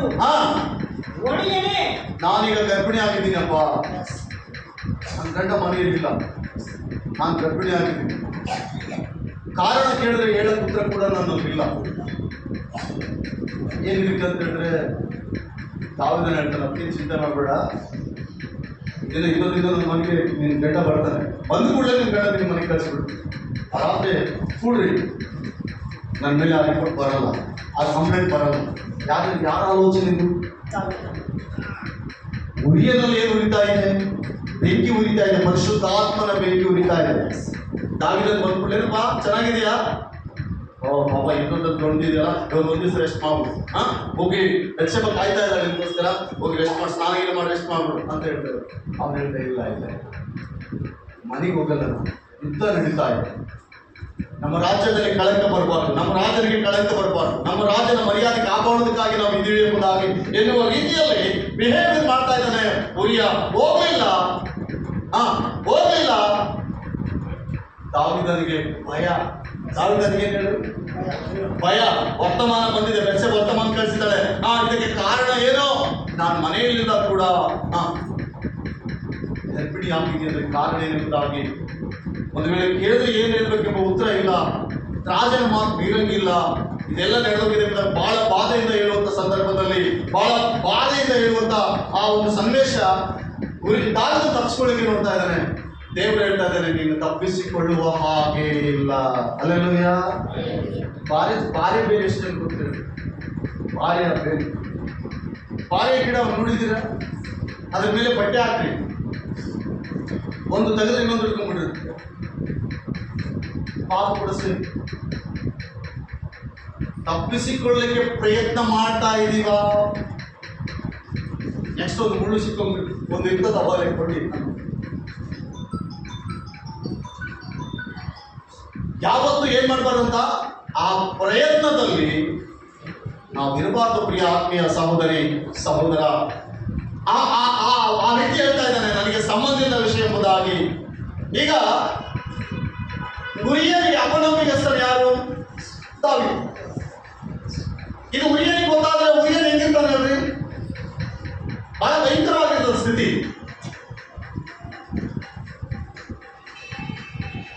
ಇದು ಹಿಂಗಾದ್ರೆ ನಡೆಯಲ್ಲ ಅಂತೇಳಿ ದಾವೀದನನ್ನು ಆಲೋಚನೆ ಮಾಡ್ತಾನೆ. ಸೈನ್ಯದಲ್ಲಿರುವವರಿಗೆ ಒಂದು ಲೆಟರ್ ಬರೀತಾರೆ. ಒಂದು ಲೆಟರ್ ಏನಂತ? ನಾಳೆ ಭಯಂಕರವಾಗಿ ಫಿಲಿಸ್ಟಿಯರಿಗೆ ನಮಗೆ ಯುದ್ಧ ನಡೆಯುವಾಗ,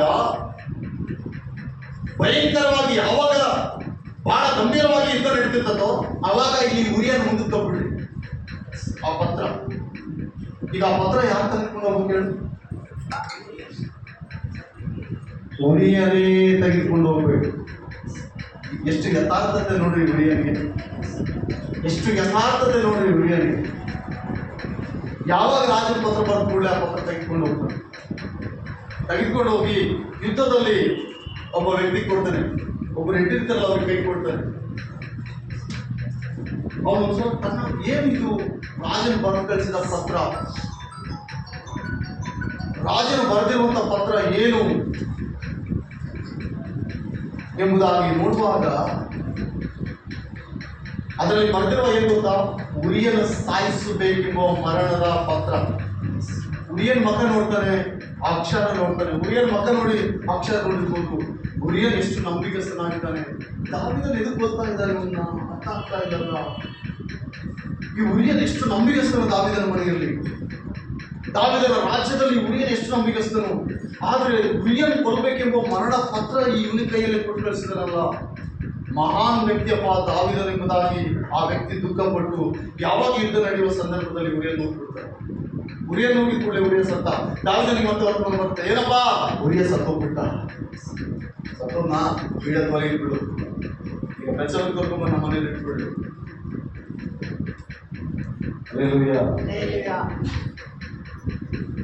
ಸರಿಯಾಗಿ ತಪ್ಪಿಯದಿದ್ದು ಇದನ್ನೆಲ್ಲ ನೋಡ್ತಾರೆ ಇದರ ದೇವು. ಆ ಸೈನ್ಯದಲ್ಲಿ ಒಬ್ಬ ವ್ಯಕ್ತಿ ನಿಡ್ಕೊಂಡ. ಆ ವ್ಯಕ್ತಿ ನಿಡ್ಕೊಂಡು ನಾತಾನಿಯಲ್ ಎಂಬ ಒಬ್ಬ ವ್ಯಕ್ತಿ ಮೇಲೆ ದೇವರ ಆತ್ಮ ಹೋಯಿತು. ಸೀದಾ ದಾವೀದನ ಮನೆಗೆ ಬಂದ.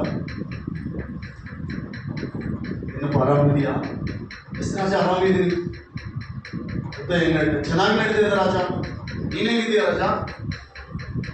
ಯಾಕೆ ಹಾಕಿದ್ದೀನಪ್ಪ ನನಗೇನು ರಾಜ? ಒಂದು ಕತೆ ಹೇಳ್ತೀಯಾ? ಏನು ಹೇಳ್ತ? ಒಬ್ಬರಿಗೆ 100 ಕುರಿಗಳಿದ್ದು ರಾಜ. ಸಾಕಾದಷ್ಟಿತ್ತು ಅವನಿಗೆ. ಒಬ್ಬ ಬಡವನಿಗೆ 1 ಕುರಿ. ಈ 100 ಕುರಿ ಇದ್ದವರು ಸಾಲದೆ ಬಡವನಿರುವ 1 ಕುರಿಯನ್ನು ಕೂಡ ಕಿತ್ಕೊಂಡು ಆ ಕುರಿ ಕಾವಲುಗಾರನ್ನು ಸಾಯಿಸಿಬಿಟ್ಟ ಈ ವ್ಯಕ್ತಿ ಅಂತ ಈ ಕಥೆ ರೂಪವಾಗಿ ಪ್ರಾರಂಭ ಮಾಡ್ತಾರೆ. ಯಾರು? ನಾತಾನಿಯಲ್. ದಾವೀದನು ಬೆವರಕ್ಕೆ ಸ್ಟಾರ್ಟ್ ಮಾಡಿ, ಏನು ಆಯ್ತು ಕಥೆ, ಇವ್ರಿಗೇನು ಗೊತ್ತಾಯ್ತು? ಅದರ ಅರ್ಥ ಏನು? ದಾವೀದನಿಗೆ 100 ಪತ್ನಿಯರು, ಉಪಪತ್ನಿಯರು ಎಲ್ಲ ಇದ್ದಾರೆ. ಆದ್ರೆ ಬಡವನಿಗಿಂತ ಒಬ್ಬ ಹೆಂಡತಿಯನ್ನು ಕಸ್ಕೊಂಡು ಅವನ ಪ್ರಾಣ ತೆಗೆದುಬಿಟ್ಟಿದ್ರು. ಒಬ್ಬರಿಗೆ 100 ಕುರಿ ಇದಾವ ರಾಜ, ಬಡವನಿಗೆ ಒಂದೇ 1 ಕುರಿ ಇದೆ. ಬಡ ಕುರಿ ತನ್ನ 100 ಕುರಿ ಸಾಲದೆಂಬುದಾಗಿ ಆ ಬಡವನ ಕುರಿ ಕೂಡ ಕಿತ್ಕೊಂಡು ಕುರಿಗಾವಲುಗಾರನ ಸಾಯಿಸಿದ. ಇದರಲ್ಲಿ ನ್ಯಾಯ ಇದೆಯಾ ರಾಜ್ಯ ಅಂತ ಹೇಳಿದ್ರೆ ದಾವೀದನ ಹೇಳ್ತಾರೆ ನಗ್ಬಾರ್ದಾಗಿತ್ತಲ್ಲ. ಆ ವ್ಯಕ್ತಿ ಯಾರಲ್ಲ ರಾಜ? ಆ ವ್ಯಕ್ತಿ ನೀನೆ.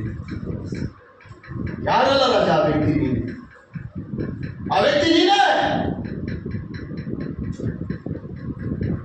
ದಾವೀದನು ನತಾನ್ಯೇಲನ ಮುಂದೆ ಸಾಷ್ಟಾಂಗವಾಗಿ ದೇವರಿಗೆ ಪ್ರಾರ್ಥನೆ ಮಾಡ್ತಾ, ದೇವ ನನ್ನ ಪಾಪಗಳನ್ನು ಕ್ಷಮಿಸು, ಮಾಡಿದ ತಪ್ಪನ್ನು ಕ್ಷಮಿಸು.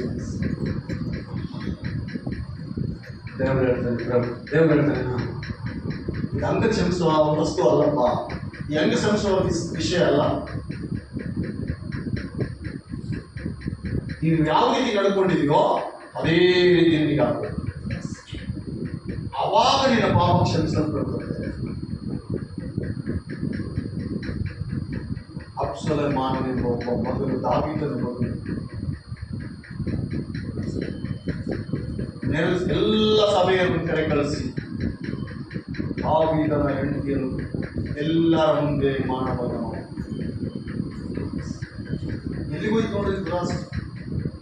ಹಲೋ ಅಮ್ಮ, ಒಂದು ಕಿಡಿಯೇ ಒಂದು ಮಾತೆ, ಅದೇನು ಮಾಡಲ್ಲ ಇವತ್ತು ನೀನು ಅಂದ್ಕೊಳ್ಬೋದು. ನಾನು ಅದು ಬಹಳ ದೂರಕ್ಕೆ ಬಹಳ ಆಳಕ್ಕೆ ತೆಗೆದುಕೊಂಡು ಹೋಗ್ತದೆ. ಬಹಳ ಪಾಪದಲ್ಲಿ ನಮಸ್ಕಾರ.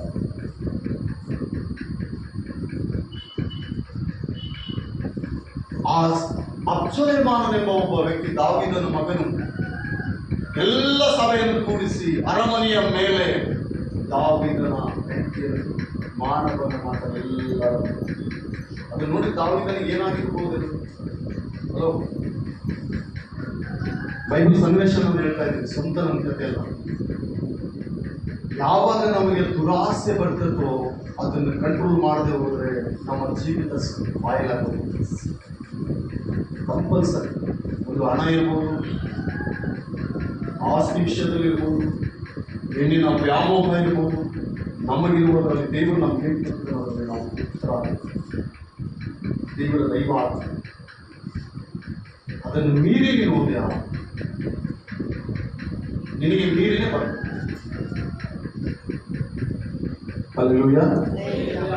ಎಲ್ಲರೂ ಹೇಳಿ ಹಲ್ಲೆಲೂಯಾ. ದೇವರು ನಿಮ್ಮೆಲ್ಲರನ್ನು ಆಶೀರ್ವಾದ ಮಾಡಬೇಕು. ಯಾರು ನನ್ನ ಸಹೋದರಿ, ನನ್ನ ಸಹೋದರ, ಎಷ್ಟು ಜನಕ್ಕೆ ವರ್ತಮಾನ ಅರ್ಥ ಆಗಿದೆ?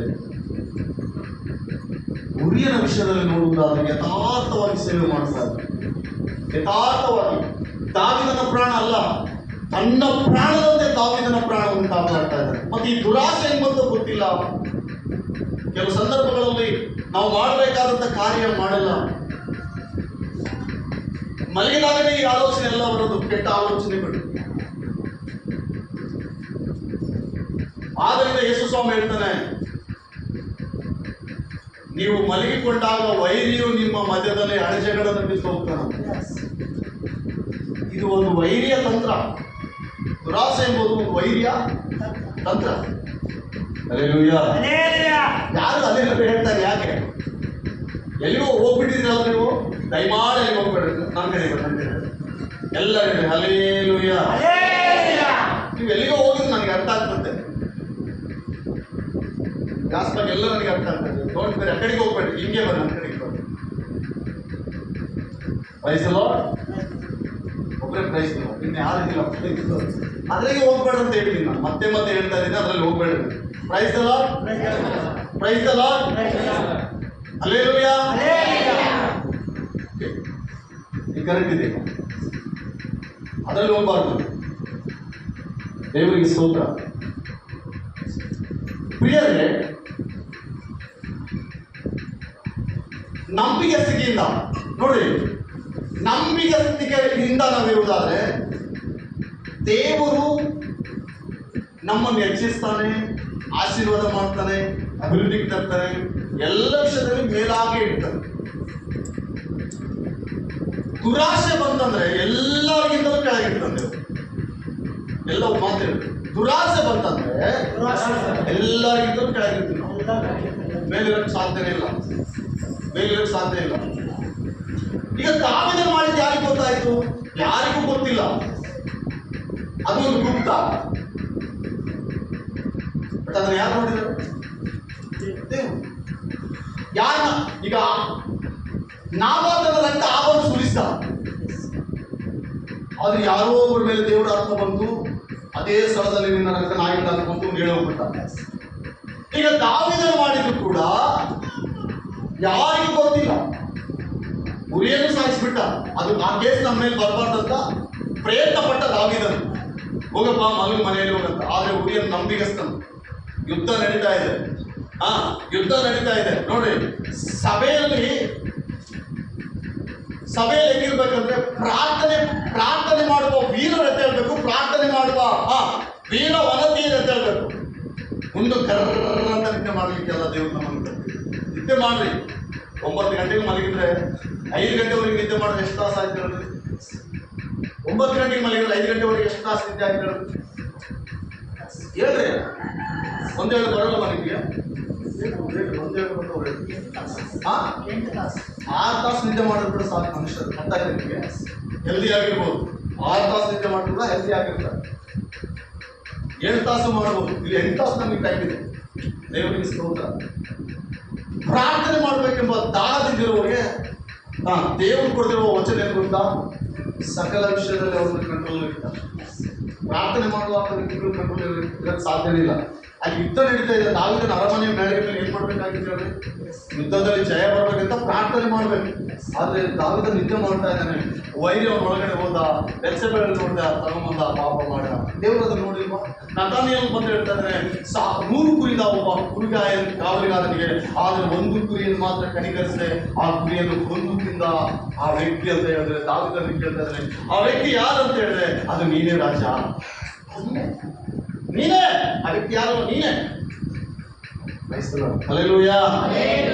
ದೇವರ ಆತ್ಮೀಯರೇ, ದೇವರಿಗೆ ಮುಚ್ಚುಮರಿಯಾಗಿದ್ದು ಯಾವುದಿಲ್ಲ. ಫಿಲಿಪಿಯವರ ಪತ್ರಿಕೆ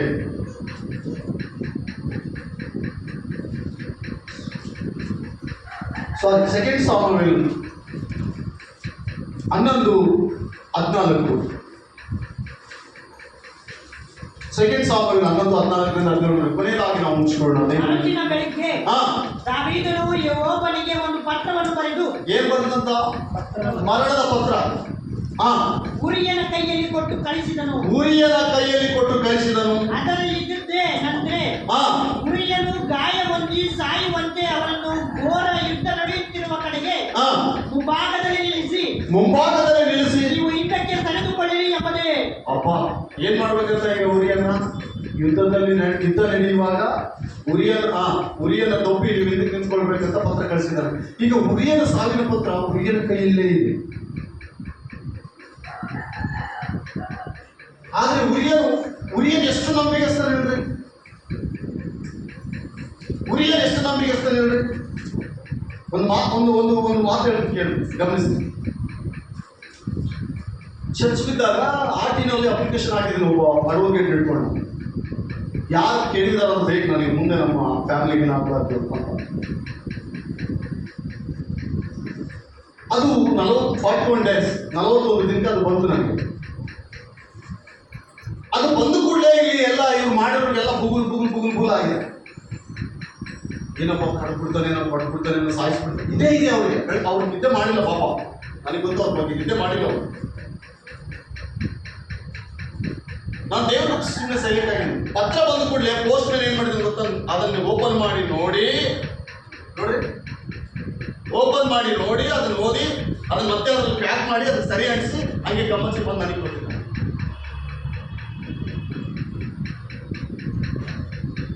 ಈ ಉರಿಯ ಈ ಪತ್ರ ಕೂಡ ಓಪನ್ ಮಾಡಿಲ್ಲ, ಅಷ್ಟು ನಂಬಿಗಸ್ತನಾಗಿ ರಾಜನ ಮುಂದಿನ ಆಮೇಲೆ ಎಷ್ಟು ನಂಬಿಗಸ್ತನಿರ್ಬೋದು ಹೇಳಿ. ಇದರಲ್ಲಿ ಏನ್ ಬರ್ದಿರ್ಬೋದು ರಾಜ ಅಂತ ಕೊನೆಗೆ ಅವನು ಓಪನ್ ಕೂಡ ಮಾಡಿ ನೋಡಿಲ್ಲ. ನನಗೆ ಇದು ಅನ್ಕೊಂಡ್ರೆ ಅದು ನನಗೆ ನೆನಪು ಬರ್ತದೆ.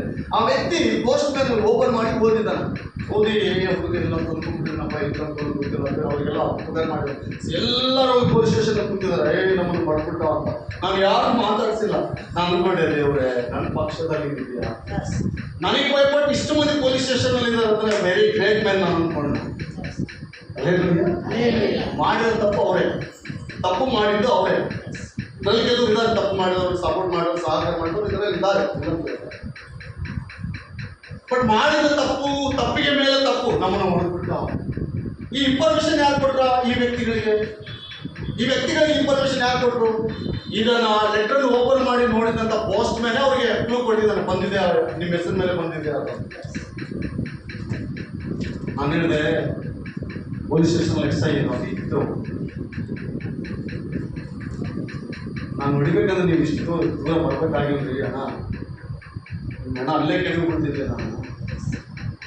ಅವನು ನಾನಲ್ಲ, ಈಗ ನಾನೇ ಬೇರೆ. ದೇವರು ನಿಮ್ಮನ್ನು ಕ್ಷಮಿಸ್ತಾ ಇದ್ದಾನೆ. ಈ ಸುಳ್ಳು ಕಂಪ್ಲೇಂಟ್ ಕೊಡೋಕೆ ನಿಮಗೆ ನಾಚಿಗಿಲ್ಲ ಅಂತ ಕೇಳಿದೆ, ಇದು ತೆಗೆದುಕೊಳ್ಳೋಕೆ ನೀವು ಕೂಡ ನಾಚಿಗಿಲ್ಲ ಅಂತ ಕೇಳಿದೆ. ಸ್ಟೇಷನ್ ಮುಸ್ಲಿಂ ಒಬ್ಬ SI ಇದ್ದವ, ನಾಚಿಗಿಲ್ಲ ನಿಮಗೆ, ಇವರಿಗೆ ನಾಚಿಗಿಲ್ಲ, ನಿನಗೆ ನಾಚಿಗಿಲ್ಲ. ಅಲ್ಲಿ ಅವರೆಲ್ಲ ಕೈ ಮುಗ್ತಾ ಇದ್ದಾರೆ.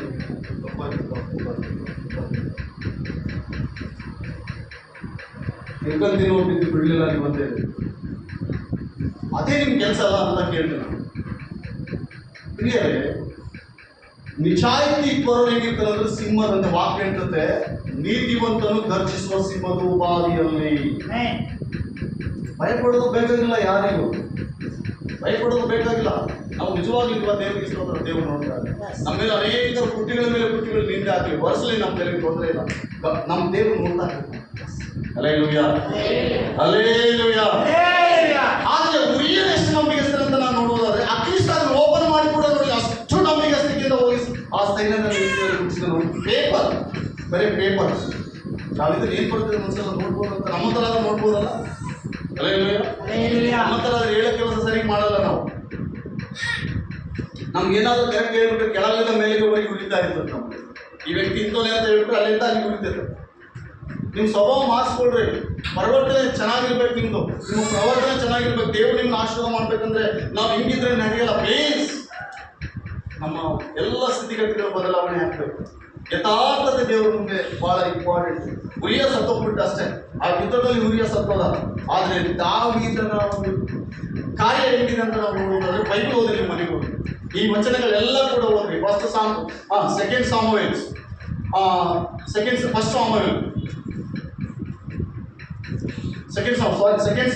11ರಿಂದ ಹಿಡಿದು 23 ಹಂಗೆ ಹೋದ್ರೆ ಆ ಅಧ್ಯಾಯಗಳೆಲ್ಲ ಓದ್ರಿ. ಅಲ್ಲಿ ನಡೆದ ಎಲ್ಲ ಸನ್ನಿವೇಶ ಇದೆ. ಹಲ್ಲೆಲೂಯಾ. ಇದನ್ನ ಎಷ್ಟು ಜನಕ್ಕೆ ಅರ್ಥ ಆಗಿದೆ ಈ ವಾಕ್ಯ? ದುರಾಸೆ ಬರೀ ಕೆಲವರು ಹಣದ ಮೇಲೆ ಇರೋದು, ಅವ್ರ ಕಣ್ಣೆಲ್ಲ ದುಡ್ಡು ದುಡ್ಡು ದುಡ್ಡು ದುಡ್ಡು. ಇನ್ನು ಕೆಲವರಿಗೆ ಆಸ್ತಿ ಆಸ್ತಿ ಆಸ್ತಿ. ಇನ್ನು ಕೆಲವರಿಗೆ ಮನೆ ಕಟ್ಟು, ಫ್ಲಾಟ್ದಾಗ ಮನೆ ಕಟ್ಟು, ಇನ್ನೊಂದು ಮಾಡು ಇನ್ನೊಂದು ಮಾಡು.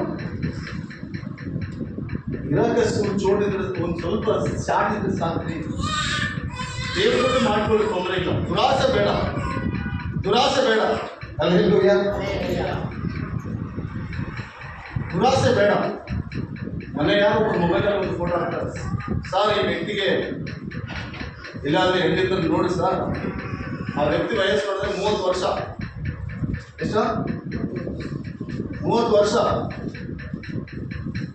ನನಗೆ ಅನಿಸಿದ್ದೇನೆಂದ್ರೆ ಅವ್ರಿಗೆ ರಿಪೀಟ್ ಮಾಡಲಿಲ್ಲ ನಾನು, ಬಟ್ ಅವ್ರು ಬೇರೆಗೆ ಹಾಕಿದ್ದಾರೆ. ನನಗೆ ಅದು ಟಚ್ಗಳಿದ್ದಾರೆ, ಅವರು ಟಚ್ಚಲ್ಲಿದ್ದಾರೆ, ಅದು ನೋಡ್ತಾ ಇದ್ದೀನಿ. 30 ವರ್ಷ.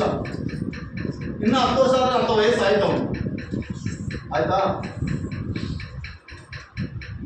ಮತ್ತೆ ಇಂಥವ್ರಿಗೆ ಯಾರು ಕೊಡ್ತಾರಪ್ಪ ಅಂತ ನಾನು ಅಂದ್ಕೊಂಡೆ ಮನಸ್ಸಿಗೆ. ಯಾರು ಕೊಡ್ಬೇಕು ಇವರಿಗೆ? ಯಾರು ಕೊಡ್ಬೇಕು? ಆ ವ್ಯಕ್ತಿ ಡೀಟೇಲ್ಸ್, ಹುಬ್ಬಳ್ಳಿಯಲ್ಲಿ ಒಂದು ಕಿರಾಣಿ ಅಂಗಡಿ ಇದೆ, ಒಳ್ಳೆ ಸಂಪಾದನೆ ಇದೆ, ಎಲ್ಲ ಇದೆ. ಸಂಪಾದನೆ ತಾನು ಬೆಂಕಿಸ್ತೀಯಾ? ಸಂಪಾದನೆ ತಾನು ಬೆಂಕಿಸ್ತೀಯಾ? ನೀನು ಎಲ್ಲಾದ್ರೂ ಹೋಗ್ತಾ ಇದ್ರೆ ಎಷ್ಟು ಜನಪ್ಪ ನಿನಗೆ ಮಕ್ಕಳು ಅಂತ ಕೇಳ್ತಾರೆ. ಎಷ್ಟು ಎಕರೆ ಸಂಪಾದಿಸೋಣ ಅಂತ ಕೇಳೋದು. ಯಾವತ್ತಾದ್ರೂ ನಿಮ್ಮನ್ನು ಯಾರಾದ್ರೂ ಕೇಳಿದಾರ? ಎಷ್ಟು ಜನ ನಿಮ್ಮ ಮಕ್ಕಳ ಮಾತು ಕೇಳಿದಾರ? ಇಲ್ಲ ಎಷ್ಟೈತಪ್ಪ ನೀನು ಆಸ್ತಿ ಅಂತ ಕೇಳಿದಾರೆ? ಫಸ್ಟ್ ಕೇಳೋದು ಅದೇ. ನಮಗೆ 30 ವರ್ಷ ಆದರೆ ಗಮನಿಸ್ಬೇಕು, ಒಬ್ಬ ವ್ಯಕ್ತಿಗೆ 30 ವರ್ಷ ಆದರೆ ಮಕ್ಕಳಾಗುವ ಚಾನ್ಸಸ್ ಬಹಳ ಕಡಿಮೆ ಇರ್ತದೆ. ಮಕ್ಕಳಾಗುವ ಚಾನ್ಸಸ್ ಬಹಳ ಕಡಿಮೆ ಇರ್ತದೆ. 22 ಬಿತ್ತು 25th ಒಳಗಡೆ ನಮ್ಮ ಮ್ಯಾರೇಜ್ ಫಿಕ್ಸ್ ಆಗಬೇಕು. 25 ವರ್ಷದಲ್ಲಿ ನಾವು ಮ್ಯಾರೇಜ್ ಮಕ್ಕಳಿಗೆ ಸಿದ್ಧರಾಗ್ತದೆ. ಅಂಕೆ ಮೀರಿದ್ರೆ ಸಂಖ್ಯೆಗಳ ಲೆಕ್ಕದಲ್ಲಿ ಇರಲ್ಲ. ಸಂಖ್ಯೆ ಇರಲ್ಲ. ಯಾವಾಗ ಏನ್ ಮಾಡ್ಬೇಕು ಅದು ಮಾಡಿದ್ರೆ ಚಂದ. ದುಡ್ಡು ಎಲ್ಲರಿಗೂ ಅವಶ್ಯಕತೆ ರೀ. ದುಡ್ಡು ದುಡ್ಡು ದುಡ್ಡು ಅಂತ ಹೋದ್ರೆ ನೀನು ಮದುವೆ ಆಗಿ ಸ್ವಂತ ಸಂಸಾರ ಮಾಡಿ ಹೆಂಡತಿ ಅಂದ್ರೆ ಸಮಯ ಕಳೆಯೋದು ಯಾವಾಗಣ? ದುಡ್ಡು ನಿನಗೆ ಆ ಸಮಾಧಾನ ಕೊಡಲ್ಲ. ದುಡ್ಡು ನಿನಗೆ ಸಮಾಧಾನ ಕೊಡಲ್ಲ. ದುಡ್ಡಿನಿಂದ ನಿನ್ನ ಮನೆ ಕಟ್ಟಿಗೆಬಹುದು. ನಿದ್ದೆ ನಿಮ್ಮ ತಾತಂದಲ್ಲ, ಅದು ಫೋನ್ ಮಾಡೋ ಬೇಕು ಸಾಕು. ಹೌದಲ್ಲ? ದುಡ್ಡು ನಿನಗೆ